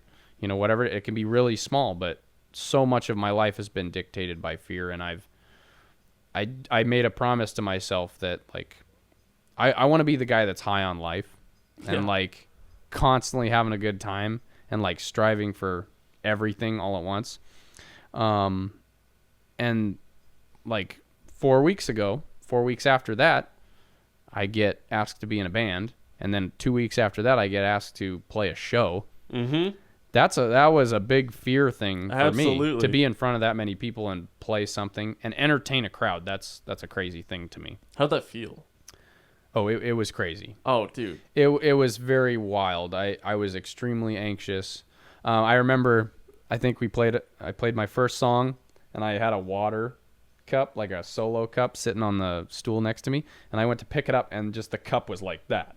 Oh. And I was just like, shaking. oh. And you got to take it up to your lip now. You just picked it up. You can't set it back. You can't. Oh, never mind. Like, I had to pick it up and take it to my lips, and I felt like it was like that. It was gnarly. Did you drink any of it? Yeah, I took a sip, and then I set it back down. Okay. But then later on, I picked it up again, and it was like that. I did it probably 3 times. I'm like, you're an idiot. Stop touching the cup. Everybody can see. No, I don't think anybody knew, but I just remember picking up that cup, and like it was shaking. But despite all that, I was pushing through fear to live a more connected life. Sure. I'm connecting with all these people in a way. I'm How, playing you music think? for them. Like, how do you think music connects you to what? Does that make any sense? Is that it? Yeah.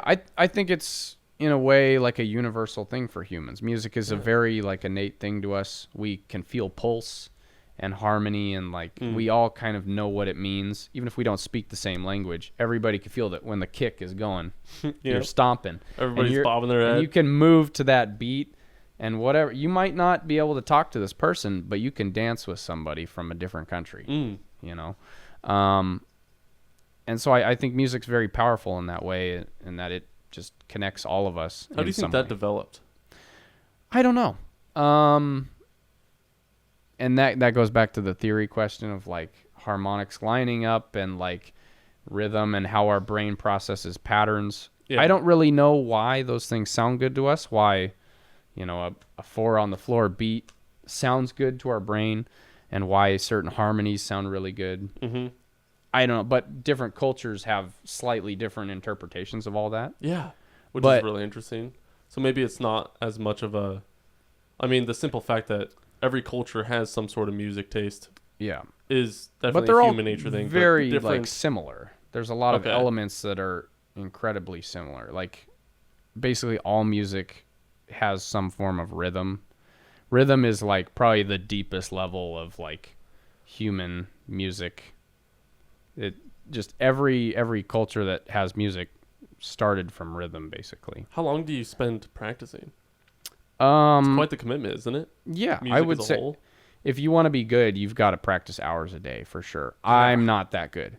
Um, Okay. I'm a very busy guy. I practice as much as I can. I like to get an hour a day minimum on average. Mhm. So like I'll play 4 hours one day and then 2 and then 20 minutes one day and whatever. And then on the weekends maybe I'll play like 4 hours again or whatever. So it varies, but I like to shoot for an hour a day Cool, dude. despite my busy schedule, which is really hard. But Yeah. I try. Like, do you even enjoy it all the time, or do you ever get tired of music? Playing Yeah, the same instrument, so- playing the same song, playing the like. How does that go? I would say I definitely get bored of it. There's this term in music is being in the shed, and there's a lot of like shed lore that goes with that. The wood shed, like you need to get some practice in, so you go to the shed and you play the same thing over and over and over again until it becomes natural, basically, and you can just do it in your sleep. Yeah. So that's a big thing, and it can be mind numbing at times. You practice the same line and you can't get the rhythm right, or your fingers can't move fast enough.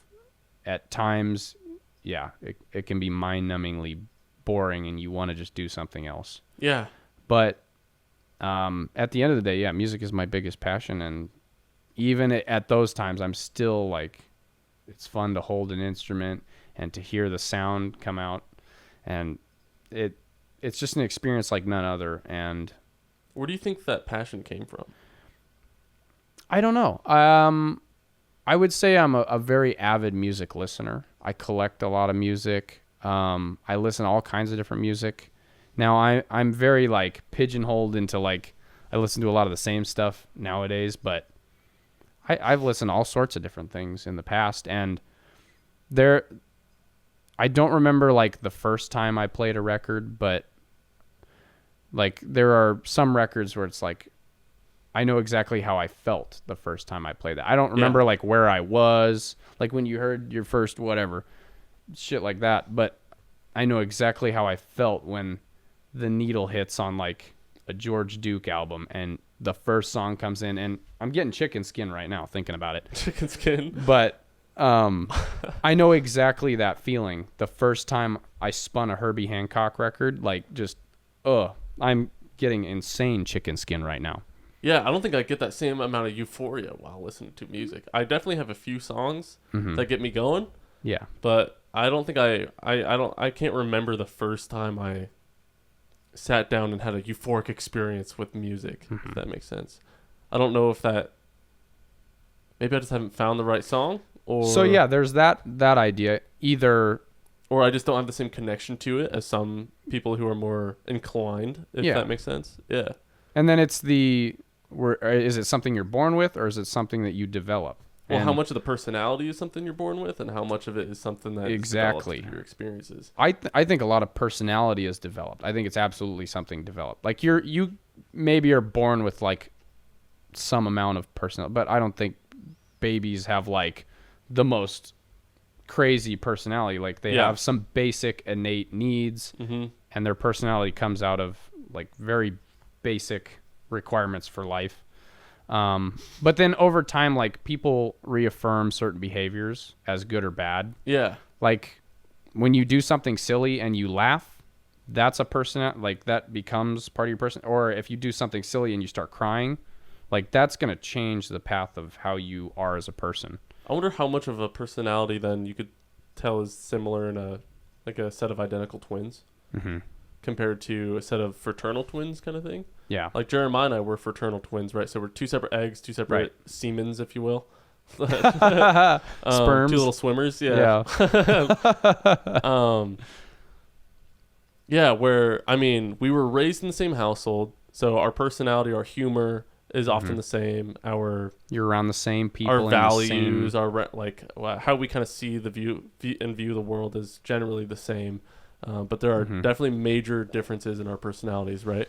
I wonder how it is different and or the same in a identical twin. Because if they're the same genes, should they not be then the same? And then how are there? Oh man, now I don't know a set of identical twins. I don't either.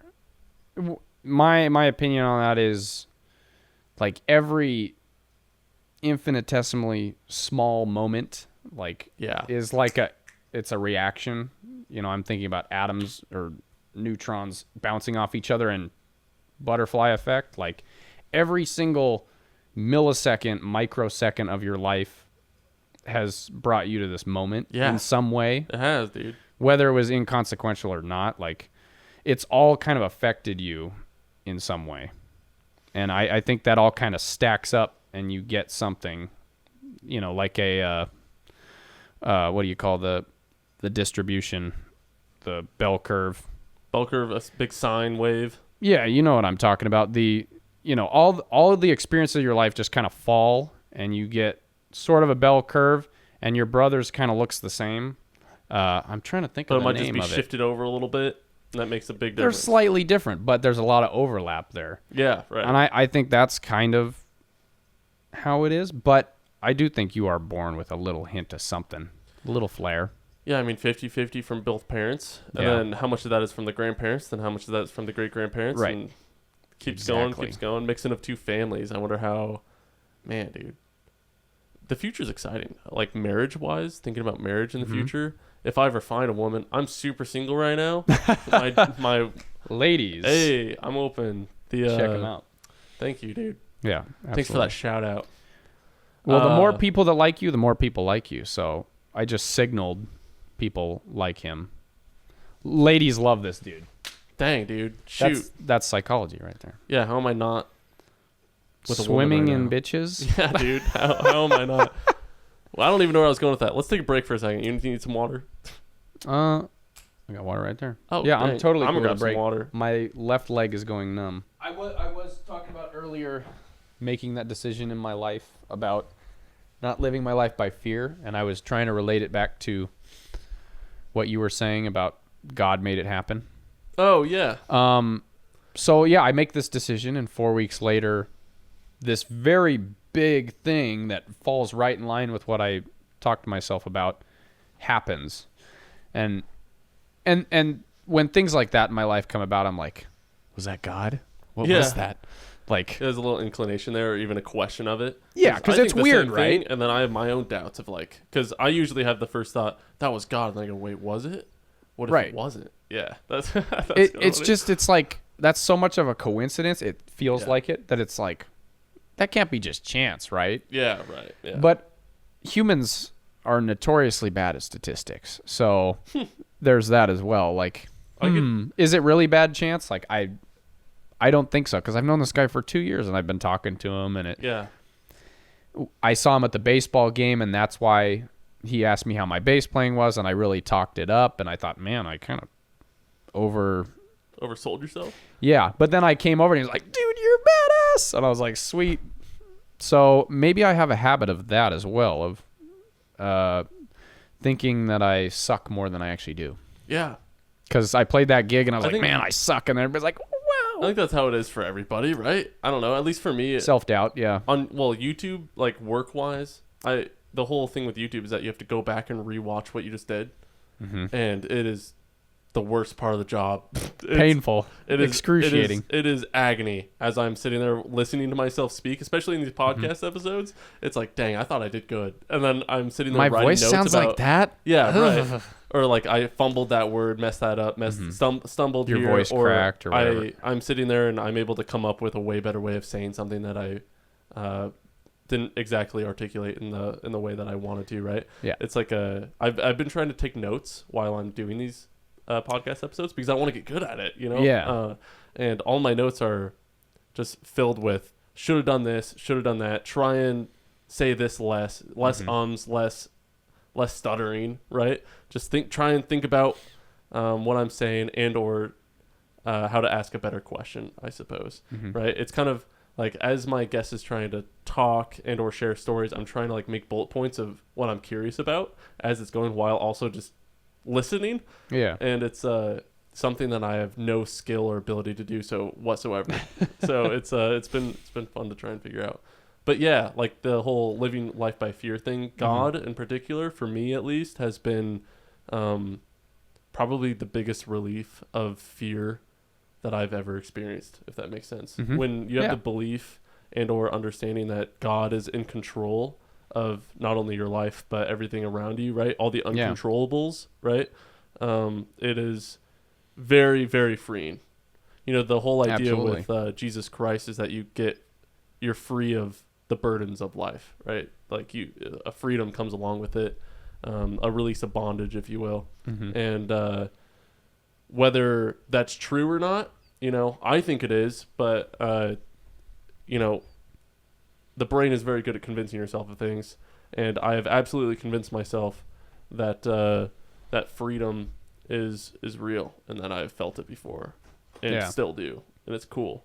So I'm able to throw myself at this podcast and just be like, we'll see if it works out, and everything will be taken care of. So yeah, it's pretty fun, dude. Fear is a interesting thing, but then again, it's like if I was being mauled by a bear, I am terrified.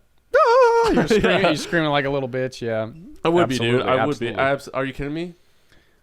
Yeah. There's no need to be a tough guy when it's you and a bear. There's no other men around, and if there were, they'd be like, understandable. They'd be like, he's dead. Yeah, that's too bad. He can scream right before he dies. That's fine. Yeah, we'll allow it. Yeah. Quick little tangent, and this will probably completely derail our conversation. That's awesome. Pull it another direction because we're both this style of speakers. Are we? That's cool. I think we're very just like ADHD, and we pull each other around. I don't know if I'm ADHD. At least I'm undiagnosed if I am. I get bored very easily. And I'm also very curious about a lot of things. Well, that's good. I think that's just a good way to be. But I wanted to say, okay, you talk about like the way you talk about the podcast and just the process of things, and the things that you do with a level of passion that I talk about music. Oh, like I can tell that you're very passionate about the process of the podcast and the other internet adventures, the YouTube and all that. Thank you. And I really admire that, and I think that's really cool. Thank you. I wanted to say that. So. It's all God, brother. I can see the way, like, your face and your mannerisms and your eyes, and it's just like, this dude fucking loves what he's doing. Well, I want to make it happen. Yeah. And I have faith that it will happen. Well, you're making it happen right now. Yeah. Yeah. Well, like thank you. It's thank happening you to you right and all now. my friends who are willing to come on here and like, it's not like I have a crazy platform yet or anything like that, right? So coming on here is even a risk for them. Like, they don't know what it's going to be when they show up, right? They're putting themselves I'm going to out regret there. This in 5 years. Yeah, yeah, dude, you might totally. Same with me, probably. I will. I've already been on the public space now for many years, so it's completely. It's way more natural for me to now be in front of a camera, along with my digital footprint is already so bad that it doesn't matter. You know, I can't dig it any deeper. But you know, my friends. You know, not everybody is willing to come in front of a camera and speak about their opinions or their life experiences and even get personal with it. Yeah. And it's something that I need to be aware of when, even if they do agree to come on here, that I don't push them into anywhere that's uncomfortable for them. It's been really interesting how my guests so far, you know, it's just all my friends doing me a favor to get this thing going. Since I have no platform to really reach out to anybody else with a platform, I don't have any quote unquote real guests on, if that makes sense, who have like a lifelong expertise that your audience would be like, oh, I know that guy, right? I want to listen to him talk. No about A-listers, if you will. Nobody with their own audience in the public eye. Who would be really fun to question and or speak about their life experiences, how they've ended up here. Yeah. So it's been really cool how it's all kind of been unfolding, and just to try and manage the conversation. I don't know. It's been really cool. Sometimes my friends, they'll see like how I'm like struggling to come up with a question, and they'll just start talking about something again. It's like, oh, all right, cool. Perfect. Yeah, you need people like that in your life to just pick up the pieces when it's not quite running fumbling down optimally. Yeah. When it's breaking apart in front of me, and my dream, it's just so close, but I can't reach it. Yeah. But I don't really see this as like doing a favor. I think this is cool what you're doing, and I want to. Thank you, dude. I mean, I was about to say I want to help you out, but no, I think this is really cool, and it's fun for me to be here, and it is fun to help you out. So, cool. But I don't see it as like, oh, I'm just helping him out. Well, I'd love to go to one of your gigs. I'm That'd be enjoying awesome. I'm enjoying the time that we're having. I've- Even if this never goes anywhere, the conversation that we're having is cool as shit. Ballin', dude. I enjoy Yeah. it. So That's good. What I have learned though is that every single one of these conversations, which has been one of the most encouraging things, is how at the end of it, everybody's had fun, and they go, "When is the next time I can come on?" Right? And it's like that is awesome. Exactly. But then I go and rewatch it while I'm editing, and it's like, dang, this is so cringe. This sucks. This sucks, dude. Like I don't know. Hopefully other people like it. I am my harshest critic, right? The same way that Absolutely. you're up on stage and you're hitting all the things that you know that you miss, but nobody else notices. The same way Nobody knows. people will be watching this podcast, and as I'm watching it editing, I know exactly what bugs me, but nobody else will see that. Yep. Yeah. So it's the same thing. So that's encouraging, at least to be aware of that. Yeah. But it still sucks because I'm the one going through and editing and knowing exactly what's wrong with it, just the same way that you're performing. But performing, you're in front of a live audience, which is so cool. It is cool. It's a completely It's different scary, thing. but It's it's completely cool. different. This is nothing about this is live. If I Mhm. make a mistake that's like so atrocious, I can just Yeah, edit you it can out. cut it out. Yeah. Yeah. But you're up there and you have to own it like a man, dude. I'm a little coward back here behind a little recording camera. So there's more negative to, but there's also more advantage to it. Like you Mm. can connect with those people in a greater way. Like you can get to that point where you can feel the vibe of the audience, and you can maybe pull out a different song or something, or extend the jam, or do a certain thing that really gets them going. Yeah, an encore. Yeah, Encore. Exactly. You And feel them all. Like, I want to get to that level Oh, that's so cool, dude. where I can feel the vibe of a group of people and like, wow, they really want this or whatever, or this would totally bring the vibe up, and then you do it and it does, and people are like going fucking nuts. Yeah, dude. I could not imagine the feeling of being on stage and your body is vibrating with them all yelling and cheering. Yeah, whoa. Oh, dude. Chicken skin, dude. I could not imagine that. That would Fucking be so awesome. Chicken skin. That's like you made it, you know? Yeah. Oh, man. Do you think, especially in our age, a lot of people have the idea that we have time and we could figure it out. I don't know. I feel like I kind of disagree with that, where if you're not figuring it out right now, then you are going to run out of time.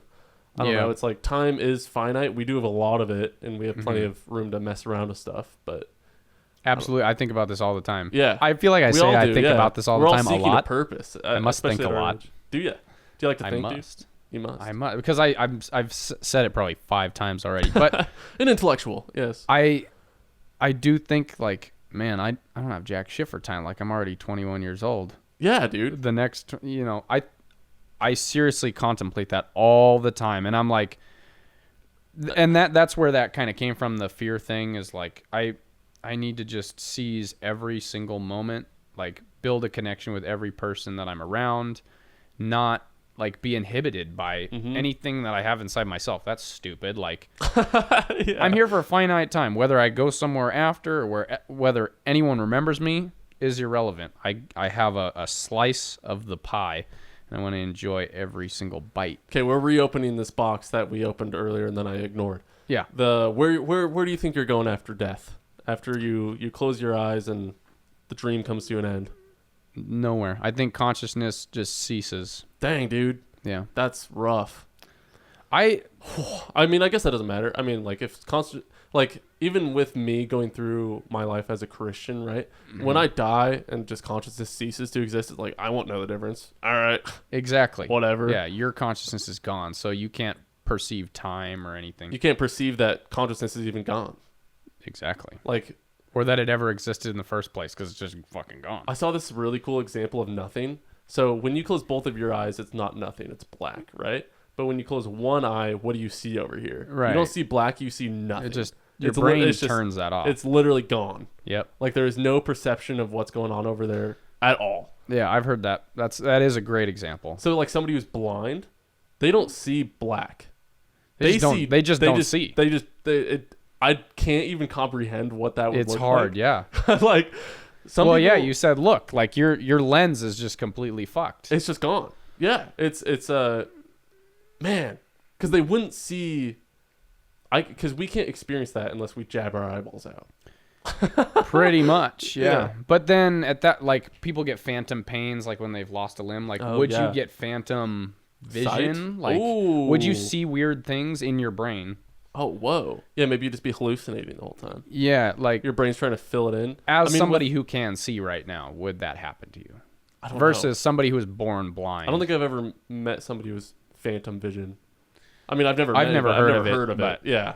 That Have you ever was met just something I anybody thought blind? of on the Maybe moment. in one eye. Yeah, I've met. There was a kid in my elementary school who was fully blind. Oh wow. Had a stick and Was everything. he born blind then? Yeah. Dude, man, I can't imagine navigating the world blind. Would you rather be blind or deaf? Because music is your world. So Well, yeah, knowing music's my world, I'd probably say I'd be blind. But I don't know. They're two very valuable sights or senses. because one thing is you can never see your mom again. The other one is you can never hear her voice again. Whew, those are two very important things to me, at least. I know it. It would be hard to pick one over the other, but yeah. Let's hope it never comes down to that. Yeah, the idea with sight is that you can kind of still communicate with people either with sign or writing. But if you're if you're deaf, I guess. If you're blind, then I don't know.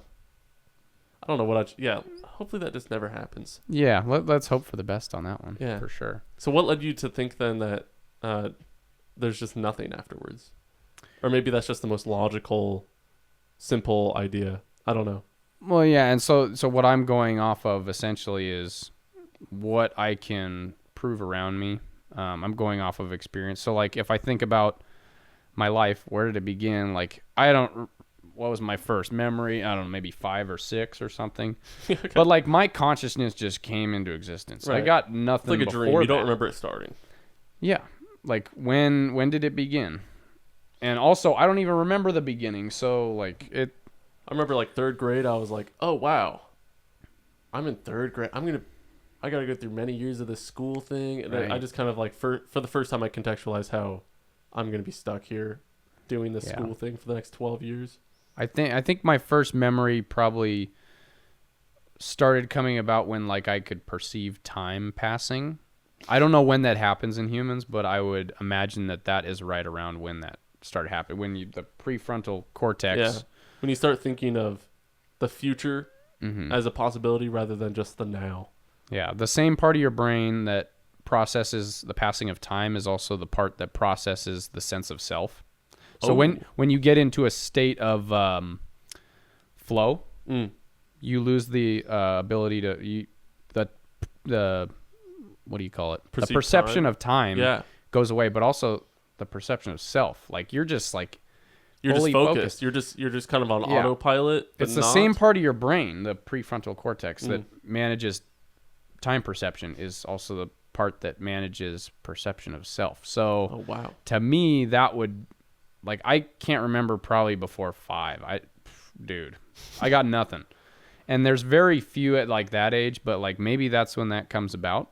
And if I did the research and that was the case, then I'd feel, ooh, I'm super smart, but probably not. I want to say my earliest memory, I swallowed a penny when I was like probably around 8 months old. Holy shit. And I had it in my throat for about 6 months. Holy shit. Yeah. So 8 months? I had a penny. This is like a God thing for, at least, you know, according to what my mom says and believes, right? She still has it. 6 months. Basically what it was is I swallowed a penny when I was crawling around. And it was lodged into my throat vertically. So I was able to still breathe, right? And eat things like baby food, things that I was able to swallow and go around the coin, right? So my mom, eventually I started to get sick. Mm-hmm. And my mom took me to the doctor and they would give, you know, I couldn't swallow a pill as a baby. So that it would be like some sort of juice medicine, right? But this would happen over and over again where they would give me medicine and I'd get better. Then I'd get sick again right away. Wow. And I would always be super agitated in some way.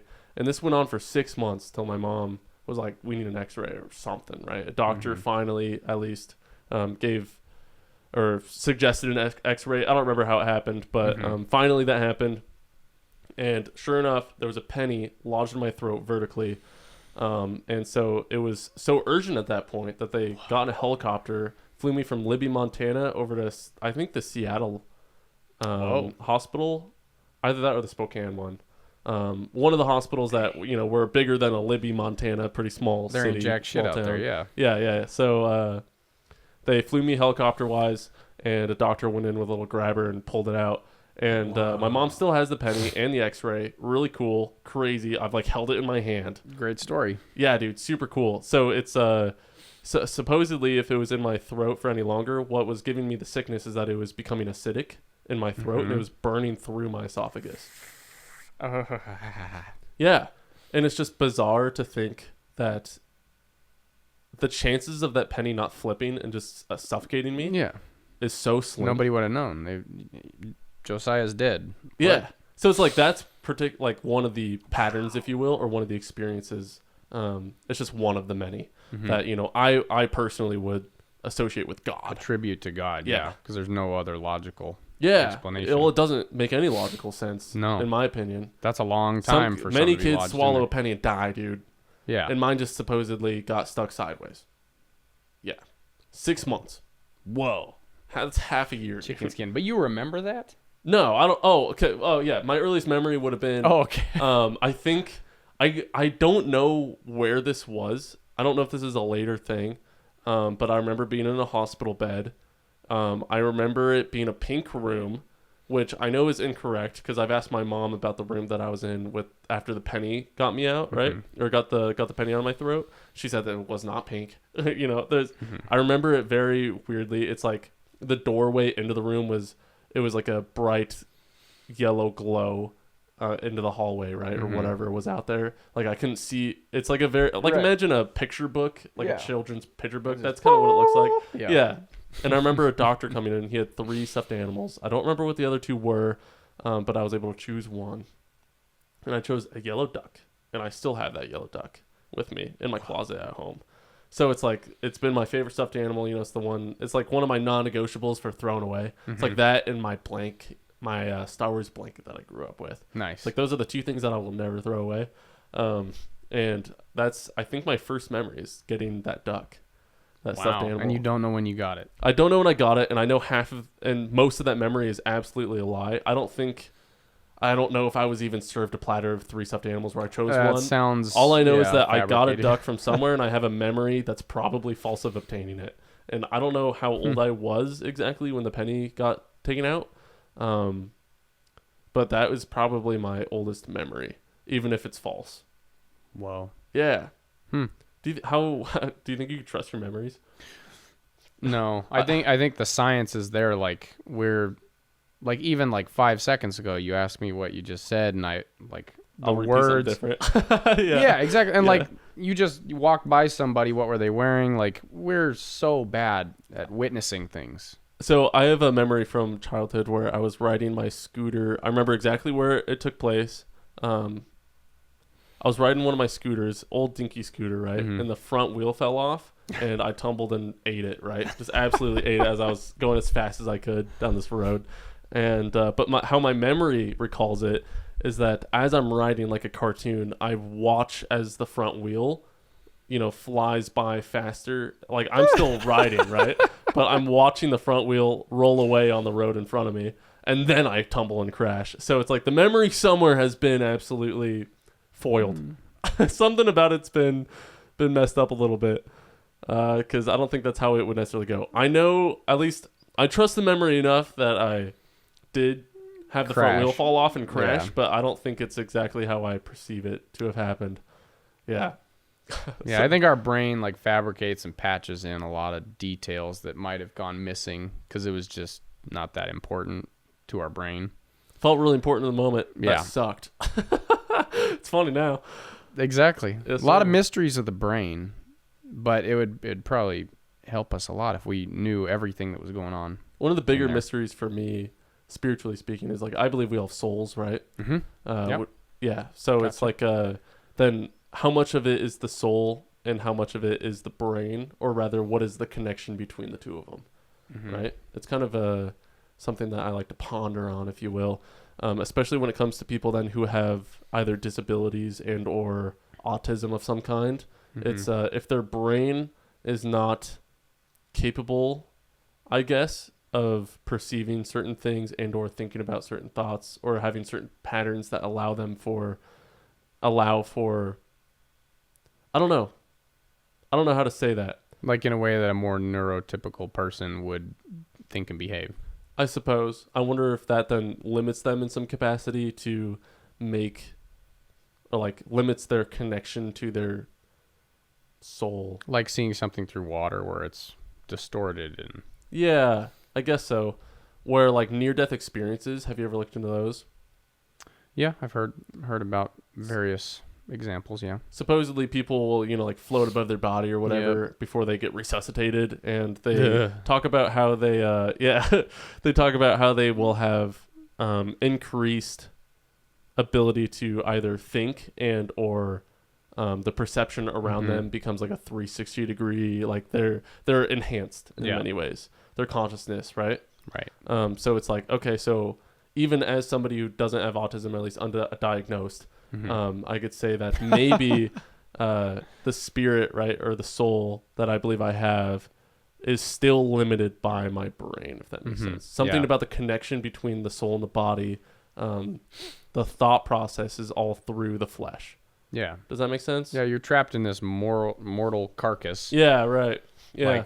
Yeah. And then I think about it, then it's like, okay, so people who have autism and or disability or lobotomy, how then is the relationship between the soul and the flesh? Or are they just kind of existing until the separation of it, until death? I don't know. I guess I don't know if there can ever be an answer for that. So right. It's it's fun to ponder on, but I think so. Yeah. Yeah. That's not something that I've thought about, the existence of a soul. And I guess listening to you talk about it, my answer would be I don't believe in the existence of a soul. Yeah. Where I would say I believe in consciousness, and that consciousness is just the way your brain interacts with the world, and it knows that, when I interact with people in a way that's positive, they'll like me and that will benefit me in the future or whatever. Various different, you've learned through patterns and experience that this gets you that. And so you just recreate a lot of that stuff. Yeah. And then you see that through other people. Like societal expectations rule a lot. I feel like most people are caged by societal expectations. And I think that's part of just consciousness, understanding that things are better if you just do what other people expect of you and all that stuff. So yeah, I guess I don't really believe in soul. Have you thought about thoughts though? Where do thoughts come from? Because you can't think of the next word that you're about to think of until it's already in your head. You know what I'm saying? It's you can't. I don't know. Oh man, thoughts are really interesting. Just the idea of thinking in itself. How does it come to be? Where do ideas come from? Are they actually from you?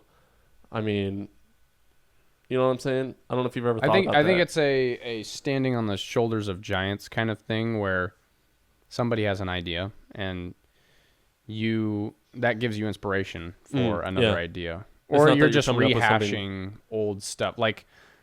We all say the same words every day, but we recategorize them in ways that make sense for whatever we're talking about. True. But some of the things I say today are things that I've said before, maybe dozens of times in my life, in different contexts, or maybe, I don't know, or things I've never said before. I'm going to say things today that I've never said before or thought before in my entire life. But they're all coming from some sort of reference that's already existed, thinking about concepts of whatever we're talking about, the concept of music, or the concept of a fire, or the concept of clothes, or whatever. I'm coming off of ridiculous, isn't it? Yeah, we should abolish. No need. We're naked. Quick cut. Hey. But you're coming from a reference. You're jumping off of an idea that already exists. This grenade already exists. Before this thing existed, nobody could really picture this in their brain. So it just wouldn't make sense. I guess that goes back to the dreams then. Can a peasant dream of the same things that we have today? Exactly. Right? It's not they wouldn't. Probably not. Yeah. Yeah, probably not. And if they did, it would be some twisted, an AI version of something that exists in reality. It'd look all fucked up. Oh, actually, like, even a good example of that is like biblical prophecy. So John, you know, like Revelation, Yep. right, the book of the end times and stuff like that. He was given visions and or dreams, and the descriptions he gives of these things often is beasts of some kind and or all sorts of fantastical words. But it's like, imagine trying to describe tanks and nuclear bombs and things that you would see today, but in the eyes of somebody who's never seen them before, right? Oh, dude, it's kind of crazy. So, like, in that sense, then, maybe that is a good example of, like, how that might be interpreted by a peasant of that time, I guess. I don't know. Anyways, what were we talking about? That was a little tangent. We were just coming off of how do thoughts come about? What you know, where do they come from? Like, yeah, dude, where do they come from? I don't know. I guess I don't trust that it all comes from me. I don't know. I think like the personality and thing, there is some original thought that just comes from only you. Yeah. Somebody else might think it, but you happen to think it first or whatever. But I would say like maybe 99% of our thoughts are just adding on to something that exists, or is just a complete rehash of something that exists. Yeah. What do you think about drugs? To put bluntly, what about hallucinogenics? Never taken them. Same. I am 21, almost 22 years sober. I've never taken anything. I've never been drunk. I've had alcohol, but I've been drunk once. It was really fun. Do I intend on doing it again? No. Yeah. Yeah. Hallucinogenics have always been super intriguing to me, but if you've never done them, then, you know, neither of us will both just be speaking out of our butt. Yeah. Absolutely.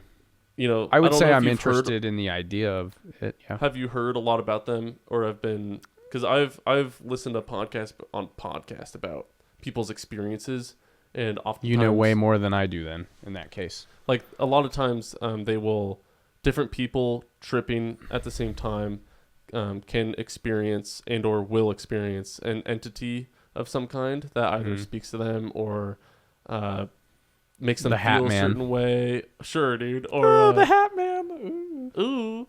Or teaches them something, right?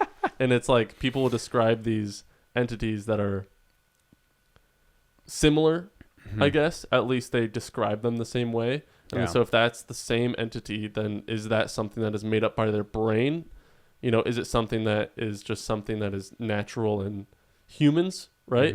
Just something about humanity where we all have that. It's all hardwired. It's all hardwired somehow. Or is it something that is external of us that we're accessing through these hallucinogenics, right? That alter the state of the mind. Yeah. So like, yeah, let's dive into it. So we have associations for a lot of things, like it's too shallow. Colors and what? It's too shallow. You're gonna break your neck. Yeah.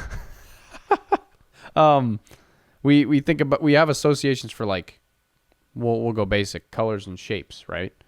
We think of pointy in certain ways. It's aggressive. It's dangerous. You think of round as less of that.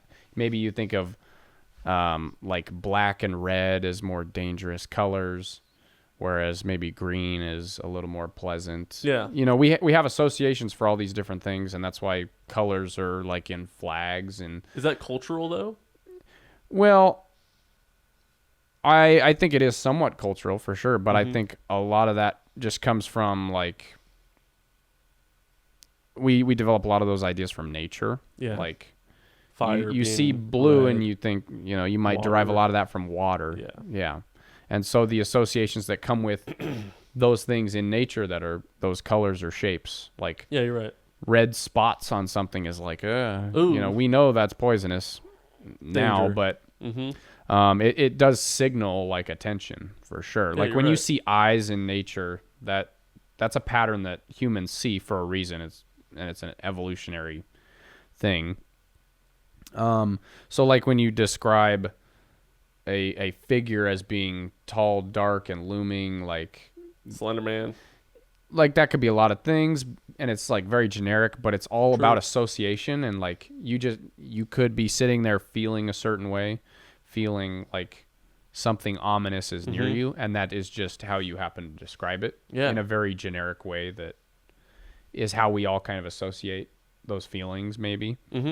And like so many words and adjectives are like very much assigned with an association, and they can be very broad, and just the way that we can convey things sometimes are maybe allow a lot of different interpretations to come about. Yeah, absolutely. So I think that could be the cause.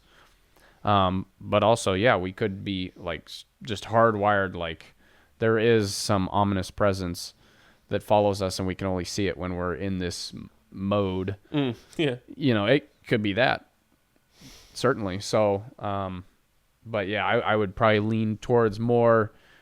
We've just evolved in a certain way that our brains, it is most advantageous that we all see things as that are pointy and whatever, certain colors, stripes, patterns as dangerous or good or beneficial for us to follow or chase after.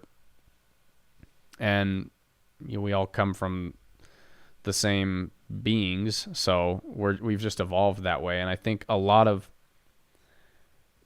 stuff that we deal with is just byproduct of evolution, of needing to survive. And now we're just in the unfortunate byproduct of that, of we don't need to do a lot of what we've had to do for millions of years of human existence, or of subhuman, proto-human existence up until now. All right, I'm going to segue this very poorly. With no segue at all, in fact. So you said earlier, that was a segue. Perfect. Awesome. You said that you're in a relationship, right? Yep. What do you think it means to be a man in a relationship? Oh, that's an interesting question. I like this. Okay. I think it would be different for different people, but for me, being a man of value, I think, would be being as masculine as I can be, for one. But also just relationship wise, being the best person you can be, regardless of gender or I guess what you're saying, though, energy. is something that would be subjective to each person, potentially. Yeah, where I think so. Like, what is masculinity? It might change per person. I think masculinity tends to lean on certain things. I'm drawing a blank. There's a great book, by the way, what's it called? The Way of the Superior Man. Oh, I love that book. That's an incredible book. Yeah. That is a good one. I like. But like masculine traits are like not being affected by I'm totally gonna butcher this and sound like a piece of shit, but not being affected by emotions in the same way that women are. Like, at least not letting you burden yourself down with them or inhibiting your ability to act. Exactly. So like stoicism, people who aren't super familiar with it tend to think it's just the lack of emotions, but really it's the deep understanding of emotions. And like men are supposed to be the rock and like to be unwavering. So and this is probably from The Way of the Superior Man, but a woman's waves are going to crash onto that rock and you need to be unmoving, essentially. You're going to let it fall over you and take it into account, but you're a man and you're supposed to be unwavering in decisiveness and confidence. I think those are big masculine traits. I'm totally blanking on everything about that, but I think in a relationship as a man, it is your job to be the best person, just for anything, for man to man relationships. What makes somebody the best person? What in a relationship, even with a man to man, then like a friendship. Yeah. So just what makes somebody worth hanging around? Being totally in tune with yourself and with life. Like, and that kind of goes back to the not letting fear rule. Like, you're totally uninhibited. Like, you just let life be, and you're a good person morally. And we could get into morality. Yeah, that's what I love. I've been diving deep into that, especially from like the Christian standpoint, right? Like, why can I trust God in His standard of good? But anyway, keep going about the. So yeah, I would say a good person, somebody that is in tune with themselves, a masculine man, and then obviously for a woman it'd be a feminine woman. Yeah. And and all those things in some form. It's obviously going to be very different person to person, and that's why some people you just don't connect with, and some people you really do, because they're just more your speed. Do you think as the man you are the leader in a relationship? In some ways, yeah. I think, and this is not supposed to sound sexist, but it probably does. No. Women, in my experience, rely on a man to make decisions. Like they come to you to make decisions. In my experience, I've asked women things, and they want your input. They want you to make the decision. It's not for supposed them. to be controlling. It's supposed to be taking that burden off of them. Exactly. For the decision. Yeah. It's not that they're incapable. I think what is the book called? The Way of the Superior Man. The Way of the Superior Man. I think it talks about how it's making that decision for a woman and or having her input on it, and then being the one to make the final decision. When that decision ultimately flops, and if it does, then the responsibility should lay on you, the man, right? Mm-hmm. Rather than the woman. You're bearing the consequences that result from your decision. Right. So like if I think the Way of the Superior Man, I think it used an example of going out to a restaurant, something like that. Mm-hmm. And that restaurant, that date turns out to be awful. If that is the woman's decision to have gone to that restaurant rather than yours, and it goes awful, then she will feel awful about it, right? So where then as the man, since you're supposed to be the rock, if it goes awful, you could just brush it off, and she's okay. Like she doesn't feel the personal guilt. The personal guilt. She might not like you about it. Yeah, right. The relationship might still be over, but she at least feels better about it. So it's not that they're incapable. You're taking the blame and or the responsibility for the date. Exactly. Yeah. So it takes the pressure and the stress off of her. So yeah, it's pretty cool. Like, what do you think then it means to be a leader? I think it means to inspire within people. So kind of like playing music in front of people, you are creating an emotion inside somebody. You are actually changing somebody's emotional state when you play music, when you're really connecting with them. Yeah. And I think that's what a leader is, somebody that inspires people to maybe be more courageous, to enact the change they want to see in the world, to be better people. That's what good leaders are. Now there's leaders that can enact change for the worse, and they do the same thing. They inspire people to go out and commit heinous things. Yeah. So I think that's something that all good leaders have in common, is they're really good at getting people to assign to something, whatever it is, believe in something more powerfully. So it is like an emotional thing. Yeah, it is. Yeah, for sure. So then in a relationship, not just great leaders, but with you then taking a leadership role with a woman, right? Like, what does that look like? What is a successful leader in that kind of relationship for you? That's a good question. I haven't thought about a lot of this in a while. This is good. I dig this. Yeah, I live for this stuff, dude. It's fun. This is the most fun stuff. I think it's oh man. What does it mean to be a good leader in a relationship?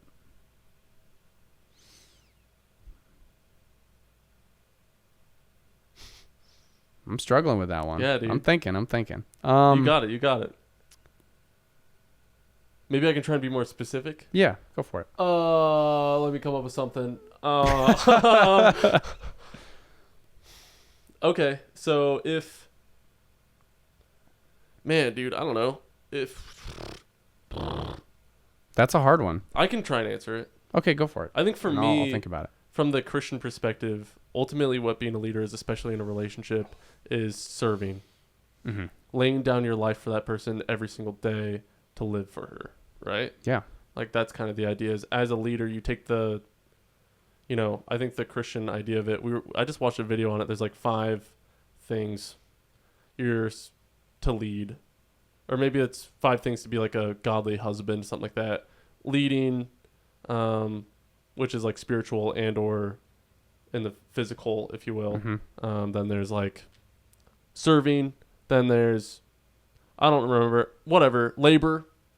I guess that might be underserved. I'm butchering this completely, but leading for sure is absolutely serving. I think like the greatest example of a serving, or a leader.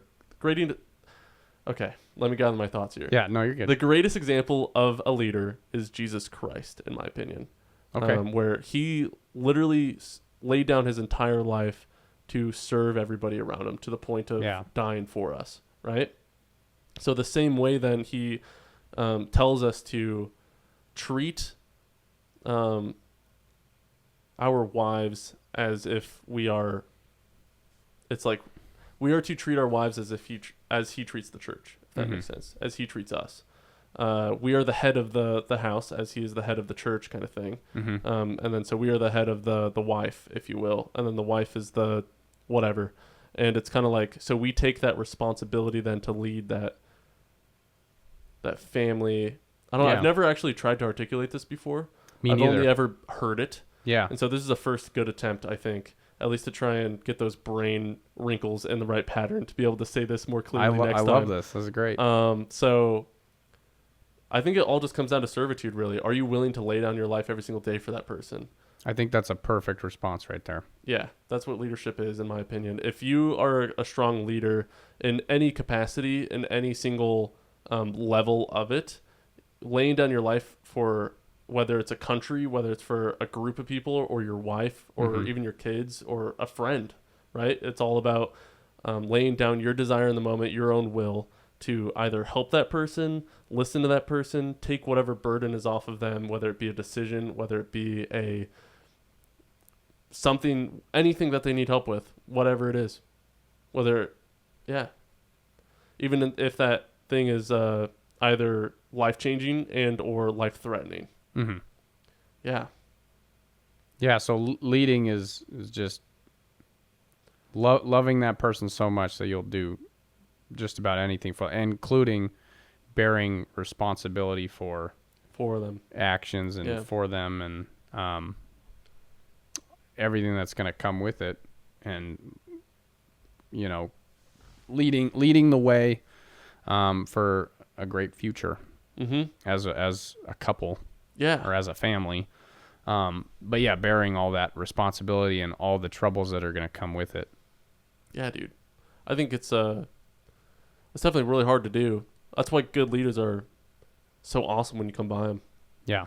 You put it really well. They Jesus did, brother, not me. The idea is like, respect is not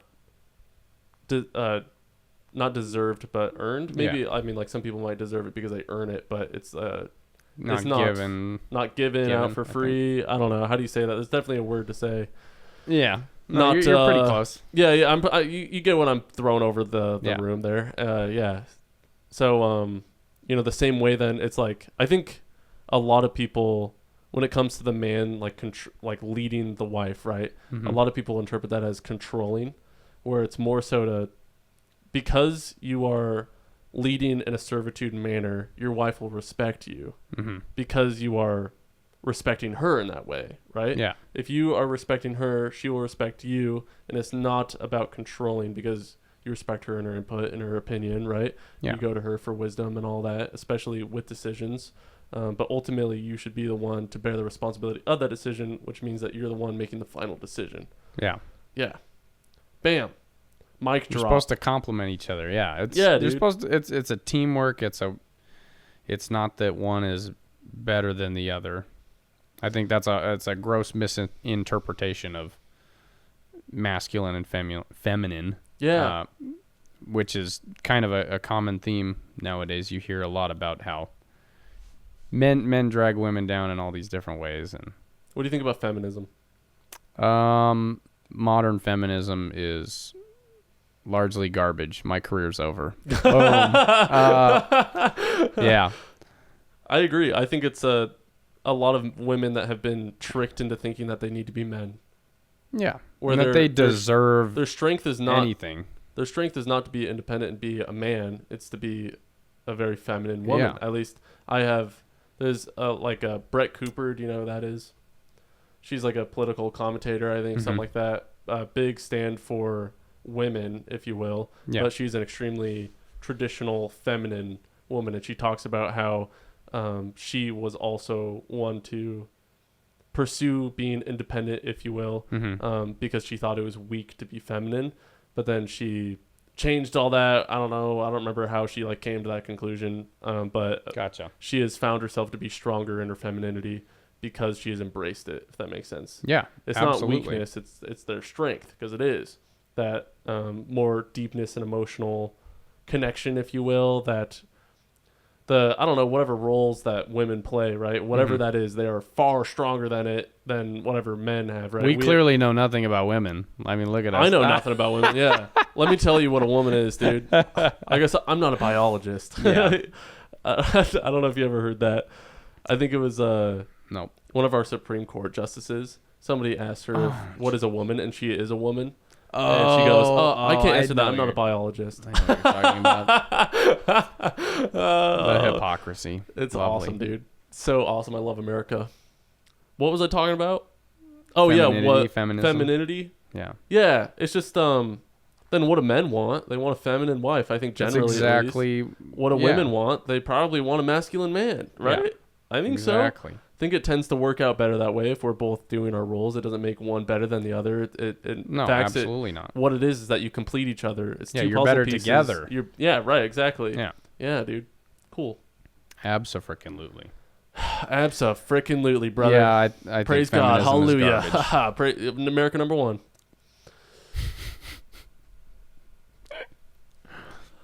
Anyways, yeah, well, cool. That was I said feminism was garbage. Yeah, you did, dude. Proud of I'm you. going to take so much heat for that. Will you? When this podcast really picks up. Yeah, you think so? I just People will manifested go- that and that. When we'll both get famous, you're gonna be a famous musician. Yeah. And I'll be a famous podcaster. Then somebody will scour my old episodes and they'll see a Will Eaton and go, "I know him," and they'll listen to Yep. it and go, "Oh, he hates women." Yeah. Then it'll be all over Twitter. I Oh, don't even have a Twitter. it's fine, dude. All publicity is good publicity. Exactly. I don't know if I believe that actually. Is it? You think? I feel like bad It publicity depends is on pretty the bad. person. That's I true. mean- or what you're trying to do. Bad publicity really, it catches on really fast, which is why it's good publicity because You get eyes. you're out there now.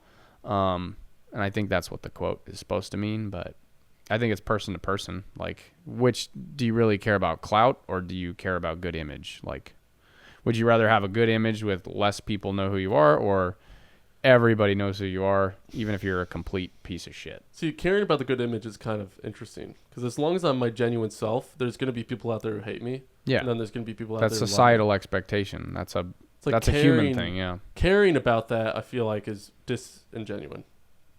Does that make sense? Yep. No, So, I agree. It's also narcissistic, but it's very like trying to portray myself as something that I'm not. Yeah, caring It's- about what other people think when I you feel don't like even know them. Yeah, I would end up with more haters, I feel like, than Right. fans at that point. So it's like, I Yeah. don't know, maybe bad publicity. I mean, as long as it's something that I can stand by as like I believe it's truth, Mhm. right? And I value it, and just the majority disagrees, then I don't know. Maybe it's not. Shut up, lol, JK. We are getting live chat. That's crazy. awesome. For context, we have the Live campfire stream stream going on, live yeah. stream on YouTube, just for the backdrop here, for those of you who aren't watching the video. And there's a live chat. Some random guy typed, "Shut up, lol, JK." Atmospheric. That's good, dude. We're not alone in this room. We got Pet Sim X Chan here In spirit. in spirit. Yeah, virtually interacting. What was I talking about, dude? Oh, yeah, being a cool person, Yeah. but like actually being one. Being unapologetically yourself. Yeah, I think right. that's a good pursuit. Yeah, I Even mean, when it's just the people pursuit don't of like not being you. a narcissist. That's what it is. Yeah. I'm sure you've talked about it with Jeremiah. We grew up with a narcissistic father. Love him. He's forgiven. All that jazz. He's chilling. He still struggles with narcissism, but it's I'm also a sinner, so it's kind of whatever. So narcissism, like that's probably what ended my first serious relationship, first and only, because I fell back into those patterns that my father kind of taught me, if that makes sense. I became pretty narcissistic and controlling. Kind of sucks actually, because I went into that relationship Right. thinking that I was like, I know what this is. I'm not going to be that. And I fell into the same thing. So it's like something I'm prone to and something I need to be aware of and make sure I continue to reflect on it and make sure I'm not falling into that same trap. I don't know. Do you have any difficulties with narcissism? It's No. very, like, pride in itself is so interesting to me. If I claim to know anything, is that not prideful? Yeah. I guess I do have issues with pride for sure. You And think so? ego, but not like to a narcissistic degree. Yeah. Like, generally, I'm more on the humble side, but I do have my moments. I love saying I'm that so 'cause ready it's- to sneeze. Oh, dude. I'm just Go waiting. for it. Oh, I can't control that. Okay. But I'm just like, come on, let's get it in the frickin' microphone. I love it. We just Be get great. bumped because we're both the most humble guys out there. Right. Yeah. right. Exactly. Yeah. No, I do. I'm I just do so think good at being humble, dude. Shoot. I do think I lean No, more on the just humble kidding. side. Yeah. And that's not me trying to be. No, for sure. For sure. I know. Yeah. I'm just trying to. I feel like I struggle with like being prideful and being like I'm actually good at something and like taking ownership of Yeah. that. I feel like that's something that I've had to teach myself. Mm. So I'm not Because naturally there's also a sense of super prideful. you don't want to belittle yourself either necessarily, because then you get into the same thing where what we were talking about earlier, building walls. Yep. You know, where the opposite of pride, I guess, is no self-confidence whatsoever, to the point where you end up not trying anything ever and you never overcome anything. There's extremes to everything. The good place to be is usually in the middle somewhere. Yeah, I think so. Yeah. Yeah, I've definitely worked my way up to having more pride about the things I've done and who I am and all that stuff. But yeah, I definitely don't want to be on the side of having an ego about whatever. Like I'm struggling to tell people that I'm in a band and I'm doing all this because I'm That's like so it awesome, might though. it might not work out and then people think I'm a fool but that's not And what are they really gonna do? humility. That's more Yeah. self-doubt and anxiety and stuff. I mean, So I've maybe been telling that's it. everybody about my podcast, and they always ask me, "Can I look it up?" You know, and I'm like, "Yeah, but don't watch the episodes." You Yeah. know? It's like it's kind of. I find it embarrassing, honestly.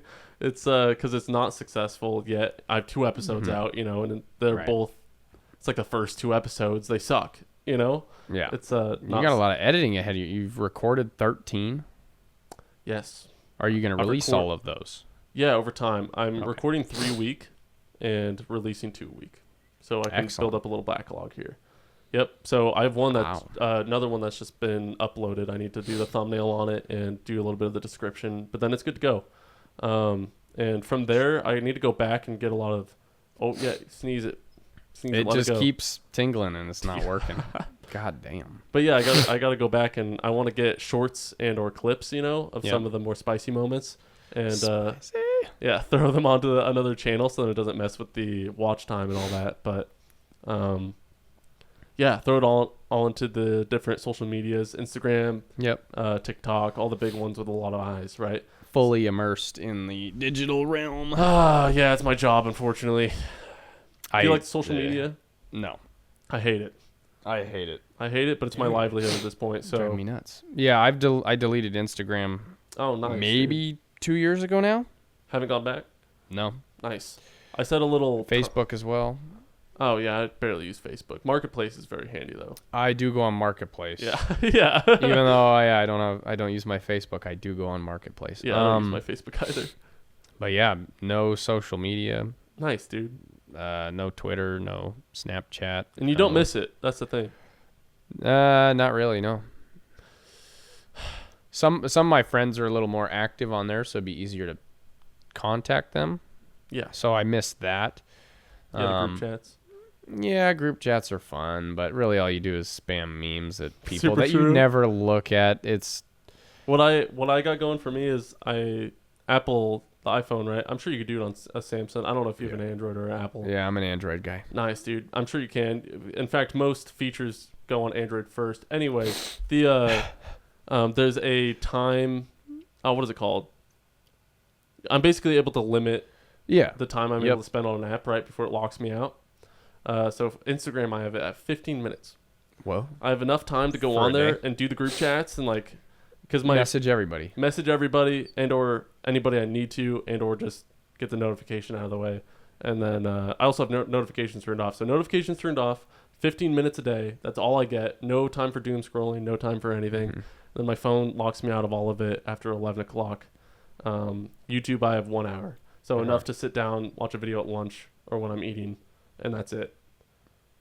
Good stuff, dude. It's Excellent. helped a lot. You know what I need to do? So since transferring getting off all that stuff, I really started using YouTube a lot more, watching a lot of stuff, a lot more than I used to. It's since gone down. Like I've gotten better, but I had to struggle through it. Yeah. But like I noticed, like I would start checking my like emails and stuff, like random shit that I never like. Go into the weather app. I mean, my Opening, email's closing. important. There's a lot of stuff in there, but yeah, I would check like the weather or whatever. Just like I needed something for my finger to do. Yeah. And there was a couple months of that, and like I know exactly why I'm doing it, but I can't stop it. Like I'll open my email, I'll close it, and I'll open it again without thinking. Mm-hmm. And Sometimes I'll go to my phone for something, and my thumb automatically opens up Instagram just because I'm so used to doing it. exactly. And so it was Yeah. months to break that habit, but now it's finally like slowed down, and now I don't even sit with my phone. I usually leave it in another room when I'm Yep. going to do something. Nice, dude. I I have like, a thing. yeah.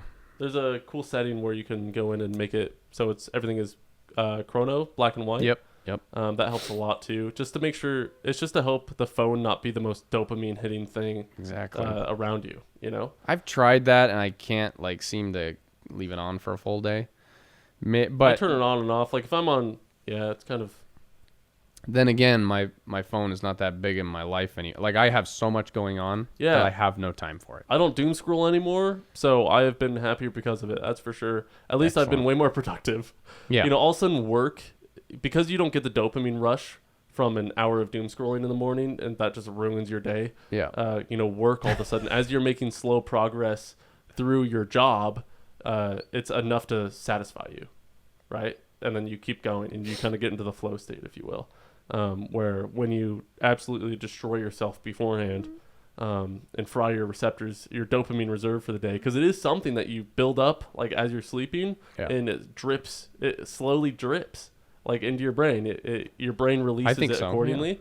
And so when you run out of it or have some high, especially early in the day, you're like, that's what a hangover is. Yeah. You know, throughout, like when you're drunk and partying, you're having so much fun, and your brain is releasing all of it at the same time, where the next morning you are destroyed and you feel awful because you have none going on in your brain whatsoever. You've ran out of your Gotcha. reserves, and you have to regenerate it all. So it's the same way why it's so addicting. It's just the quick dopamine rush, and when it's not happening, all of a sudden you get antsy and uncomfortable even, you know?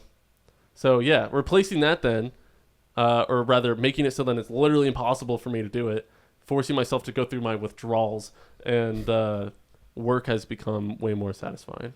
Absolutely. For sure. Way more fulfilling, in that, if that makes sense. Yeah. It's fun, dude. And more just ingrained making- in just the physical realm of like just doing anything. Yeah. It's more interactive and enjoyable. And then we were talking about it as soon as you showed up, I think, where it's like, just especially for a man, being useful and or achieving something in the day is the most important thing ever. Like if you don't do something in the day, you won't sleep that night. That's a masculine thing right there. It is, dude. That's just an innate thing. If you want to sleep well at night, make sure your day was productive. Yeah.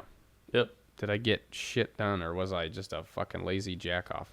Yeah, and then Yeah. you're sitting there thinking about, what you could have done, or what you still need to do, or how much better your life would be if you actually did something. Right.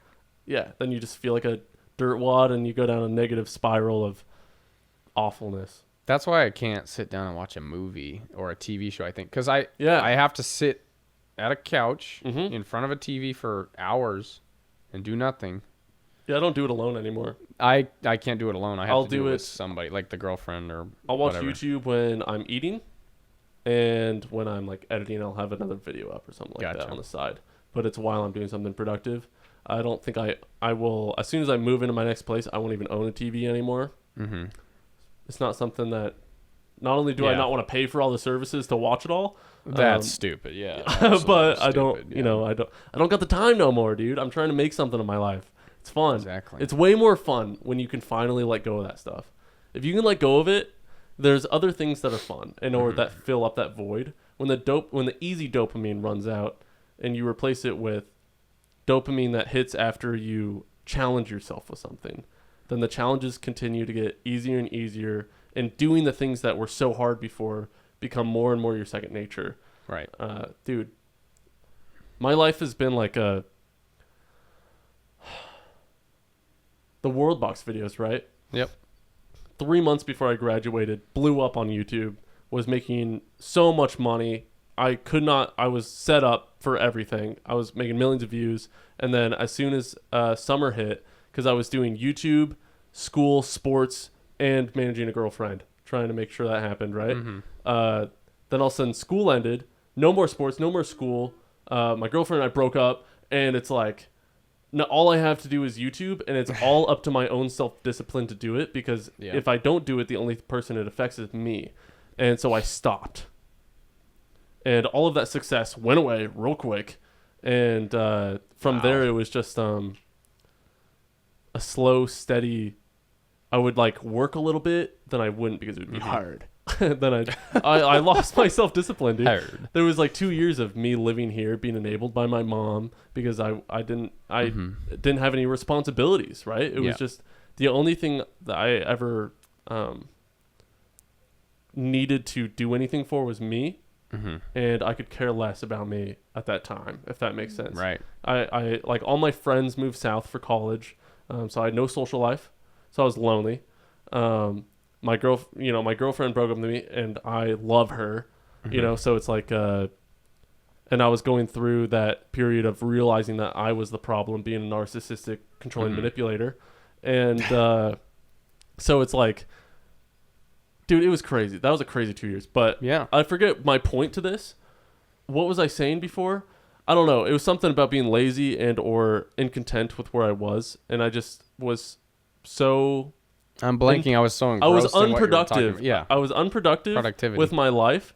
And I kind of had a downward spiral of I am stuck in this lack of ability to do anything with my life. If that makes sense. Yeah. Because I had no self-motivation and or self-discipline. Discipline is the biggest thing, because discipline is when you work even when you don't have motivation.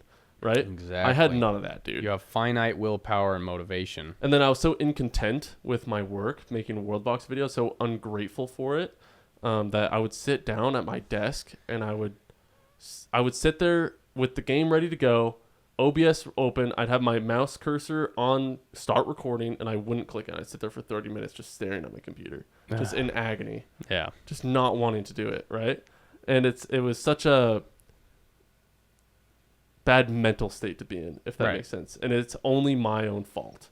Exactly. I know exactly that feeling. All of it was my own inability to understand that my own pain was caused by my own inability to accept where I'm at right now and be just grateful for the situation I'm in. I had a successful YouTube channel, and I could not handle it. Dude. Oh, man. So, yeah, then, like last year, July 24th, it's coming up, I met Jesus. And since then, dude, my life has been a roller coaster of going up and down, but in a more upward trajectory. Where that was just kind of I'm down, dude. Yeah. I'm down. I'm staying down. So life since a year ago, I moved down to Pullman, and I joined like a little college ministry down there, and it gave me community, right? Some friends, and so I'm no longer lonely. Solve that problem. Jesus, he helps a lot with the freedom aspect of life and the responsibility. He also gives me purpose, right? Reason to keep going, and or, when I don't work, or when I sit down at my desk, not doing it and or being petty about it, or ungrateful about it, is being ungrateful for what he's given me, right? All of a sudden, it's like the responsibility is not... it doesn't just affect me. I mean, it does. It's not like God needs me to do that or whatever for him to be awesome. But it's like all of a sudden there's a higher purpose, I suppose. Like I had no purpose before. Now I've found purpose, community, everything that makes somebody a person, right? Yeah. It's like man, I don't know. I've just been so excited the past year, dude. It's been That's so good. much fun. Oh man. Oh, anytime I think about it, my life's been good, brother. That's excellent. Life's been good. So this podcast, though, it's was such a godsend. It's really interesting how it all happened because I made a video on my other channel, and it was my public, how do you say it? Profession? No, not profession. I spoke publicly about my love of Jesus. Oh, okay. Right. Confession. No. Public confession? No. I don't know.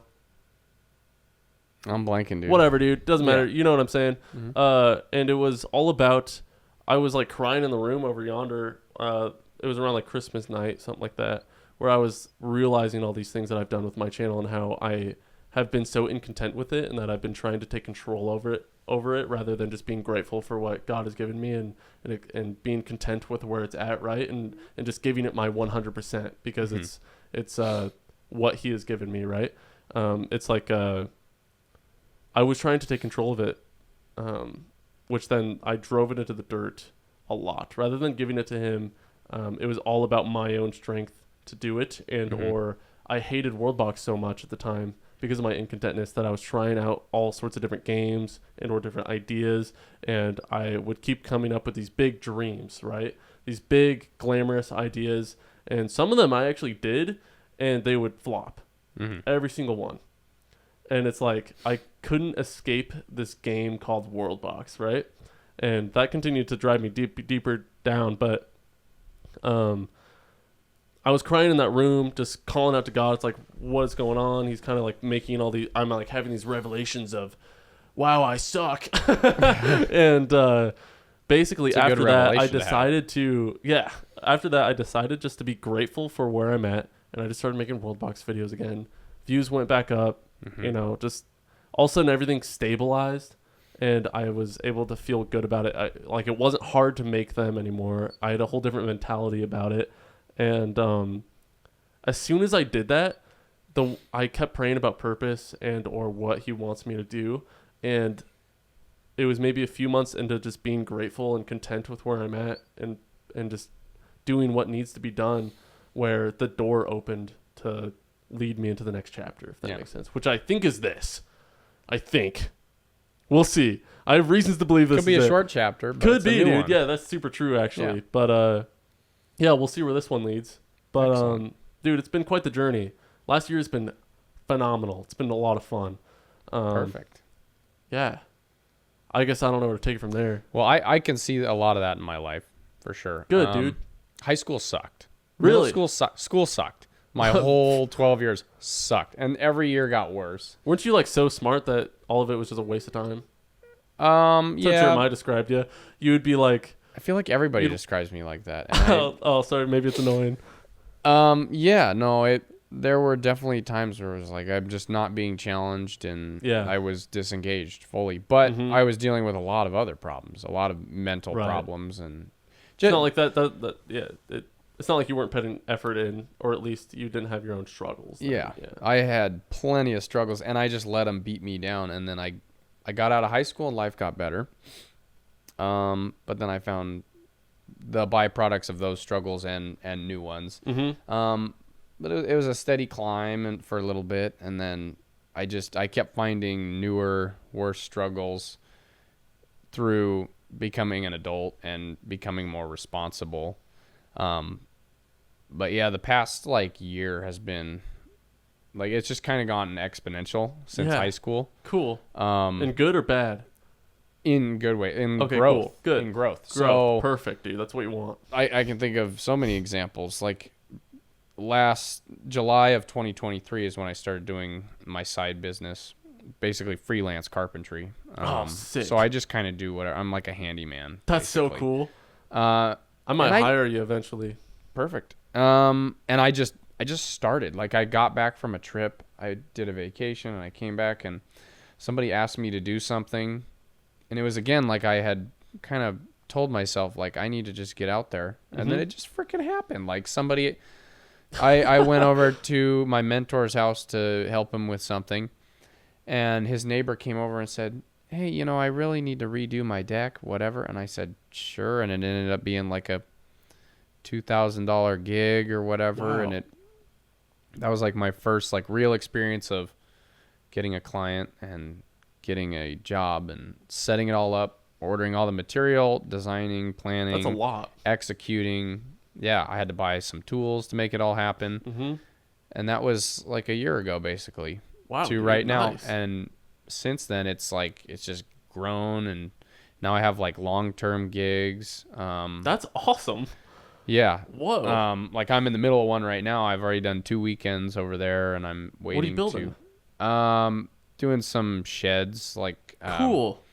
they're supposed to be living quarters. So turning sheds into living spaces. So insulating and drywalling and Cool. installing Okay, windows and doors and Mm-hmm. air conditioners. Just a little tiny office space. Pretty Yeah, much. pretty much. Just That's a awesome. single 100 square foot room for their adult disabled children. Yeah. Yeah, they've got a couple autistic kids, and they want to keep them at their house, but their house isn't big enough. So this was the best. It's good to give them their route own for little them. space, Yeah. It's cool. Yeah. So I've had this That's sick. client for like 8 months now, and I've done lots of projects for them, and they got a lot more for me. So Cool, dude. Nice. I had actually my homie come out with me and help me, and Shout out to him. he worked for like 14 hours, dude. I picked him up at like 5:30, and we left at like 7:30. I want to say in the afternoon, 5:30 a.m. I picked him up. So cool. How do you So- even begin to start that? You go, okay, I want to go build something for somebody. Then what? Well, you got to have a name, and people got to know, hey, you're the guy that does it. So Yeah, yeah.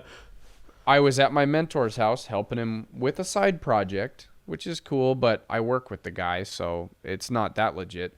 But his neighbor had came over like a week before and said that she needed to replace her deck, and he said, I know the perfect guy for you. There you go. My little dude. A So network. and I was over at his house, and she walked down 2 houses and said, hey, can you come look at my deck? And I was confident enough to sound like I knew what I was doing, but in reality, I was terrified. Now, Yeah. the job went perfect. Nice, dude. The work I did was perfect. It worked out good, but I'd never done it before. So here's another example of fear and like the unknown. Mm-hmm. Like I haven't done all this before by myself. I haven't, laid out stairs and cut them and ordered all this material. Like I've got to calculate how many joists I And like need. she's paying for it, right? So it's like Yeah. you don't want to mess it up. Exactly. And I'm like at the back of her house, like she watched me all day basically. Like there was just so much unknown and uncertainty, and I was scared.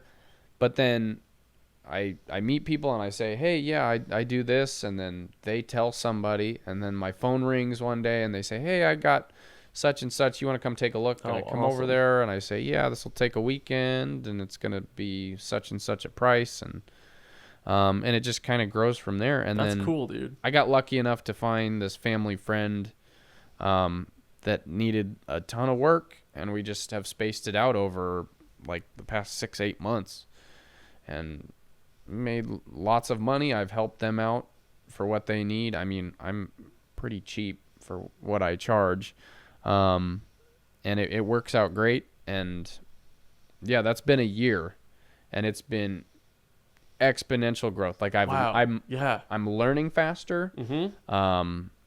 I'm earning more money faster.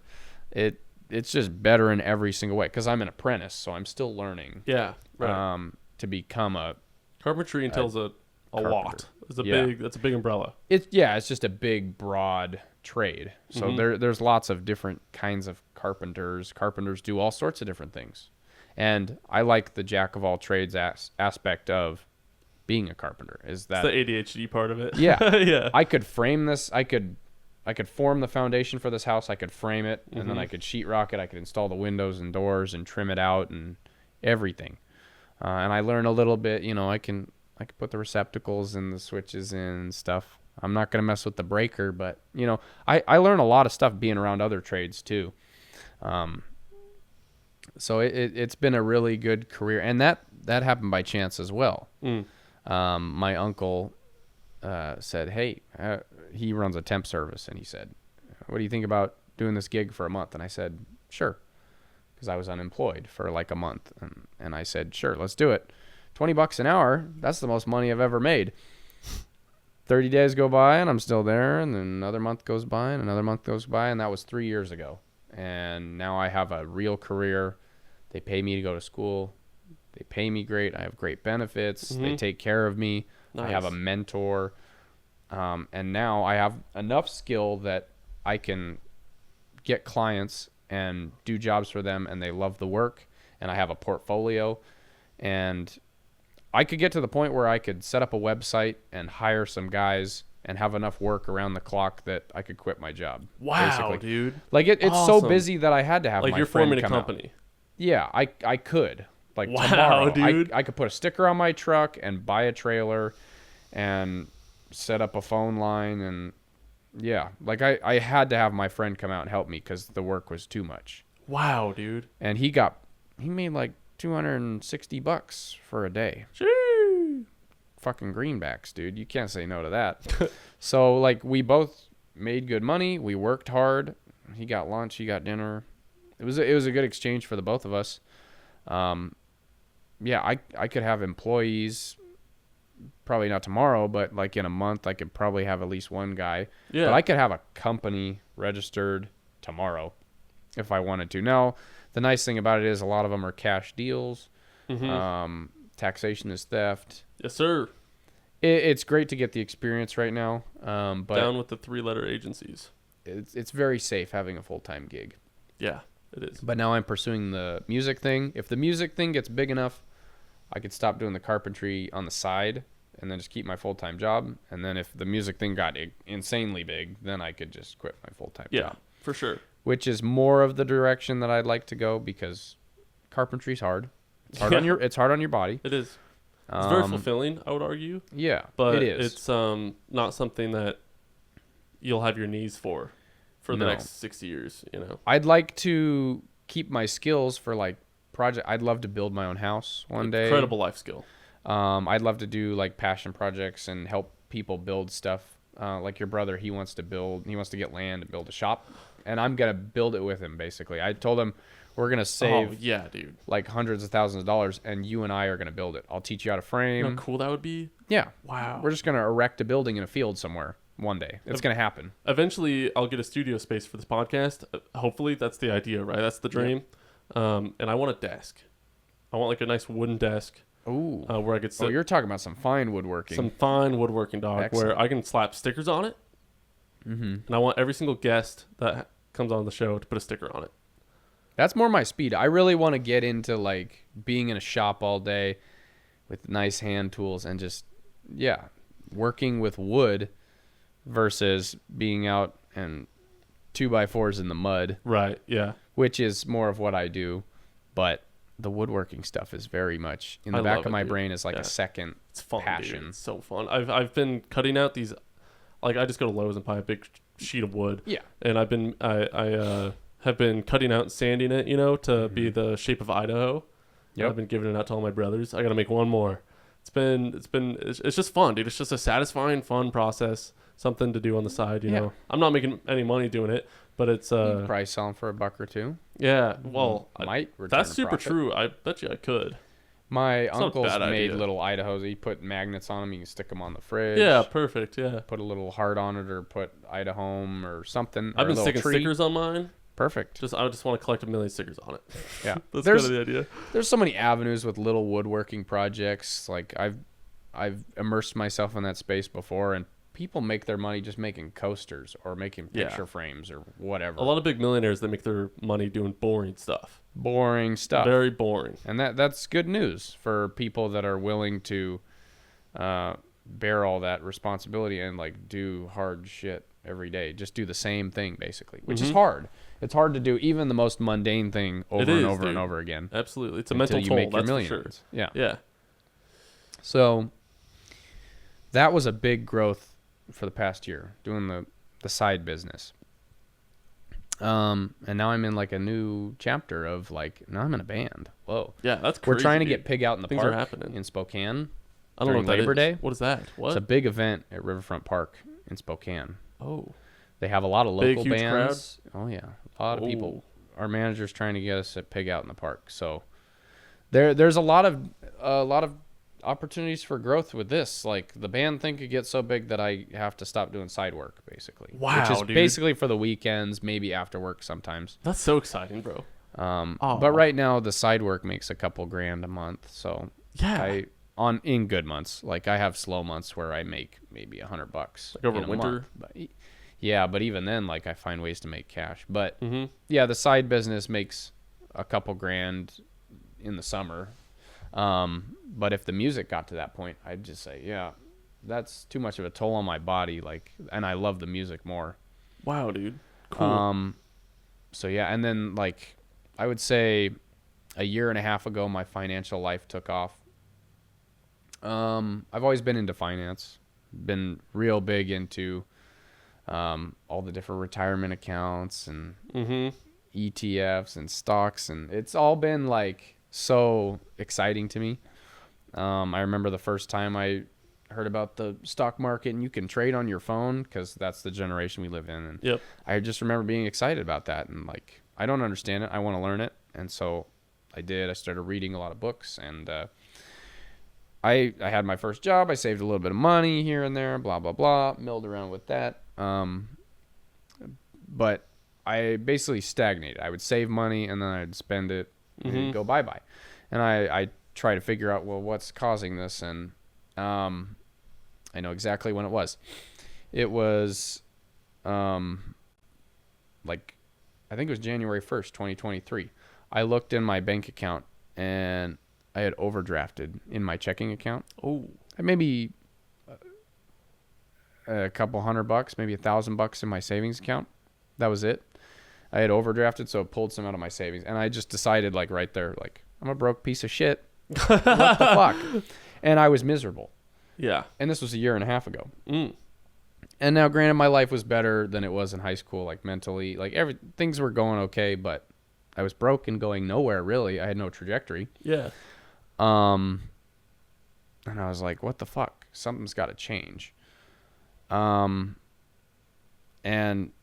I did. So in 6 months, I saved over $10,000. I had Dude, $0 nice. in my checking account. By June, I had like 10,000 in my savings account and Close to retirement. a little bit. Yeah, I know. a little bit in my checking account. And that was such a powerful thing. It was like, whoa, I was so absolute in my decision that I was willing to suffer for 6 months. And it wasn't like that crazy. Like You were willing to labor. I scrounged for pennies for 6 months, and I just looked at, whoa, I've never seen a 5-figure number in a bank account before. Wow. Like the 10,000, when it hit $10,000, that was like, oh my God, whoa. That was a big moment for me of like realizing that's a part of my life I need, security right there. And seeing $10,000 was like, I finally feel kind of okay. Yeah. And that has You're in the green. exploded. We're looking at over like 13 months since then, and it's gone up. I've just found ways to save more and more money, basically. Nice, dude. That's awesome. Yeah. And Good job, bro. your brother's a big component of that. He's big into finance and Yes, he saving is. all the monies. And we talk about it. We're super open about it. Oh, Like, yeah. I tell him exactly how much I got and where it's going. Yeah, he's and good like that. Yep. Yeah. And we both have our own little spreadsheets that we share. And Cool, dude. I'm glad I have that in my life where I have somebody to Trust in that way. just, be open about it and say, hey, what are you doing? Like, where's your money going? And Yeah. How'd you save this way? What didn't work this way? Yeah. What are you putting your stocks into? Yeah. Exactly. And comparison is the thief of joy, but it's not like Well, right. that kind of comparison. It's more of like, How did we learn from each other?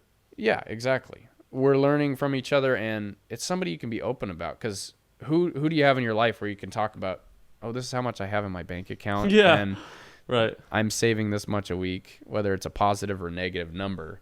Like, we don't talk with people like that. No, you don't. So I Men got have a really hierarchy, lucky. and it's usually Yeah. we tend to keep that to ourselves. Yeah. So I was looking, like a year and a half ago, I was looking at a trajectory of never retiring, never owning a home. Mm-hmm. And both of those things are still iffy. I mean, there's a lot of factors that could make that a thing. There's a lot of, yeah. But now I'm looking at, I could retire. I could retire early if I wanted to. Dang, boy. Like, I could probably retire in my 40s or 50s if I kept up what I was doing and got better. Mm-hmm. And if the side business did well and all that money just went into investments, I could probably retire in my 40s, realistically. Heck yeah, dude. Just because of compound growth. Mm-hmm. Like, it's not like I'm investing a ton. Like, I'm not even investing $1,000 a month.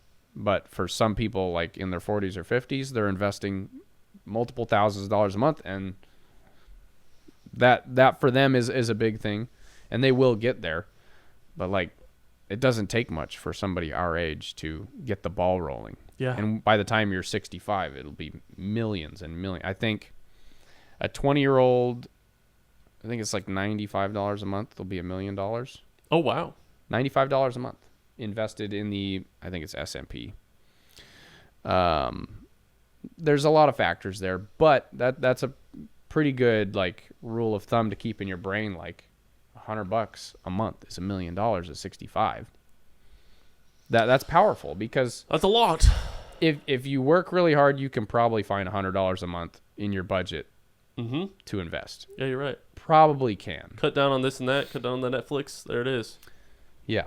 Now, I don't want to say that it's so easy for everybody. No. And it is hard to let go of like a subscription or to cut back on certain amenities that change we're is so scary. Used to. Exactly. But a lot of people can find the power, and I think retirement is very possible. I am kind of black-pilled about real estate, but I do have some hope left in me. Like, that's really what I want to do. Like, when you talk to older folk about their portfolios, like half of it is their house, if not more.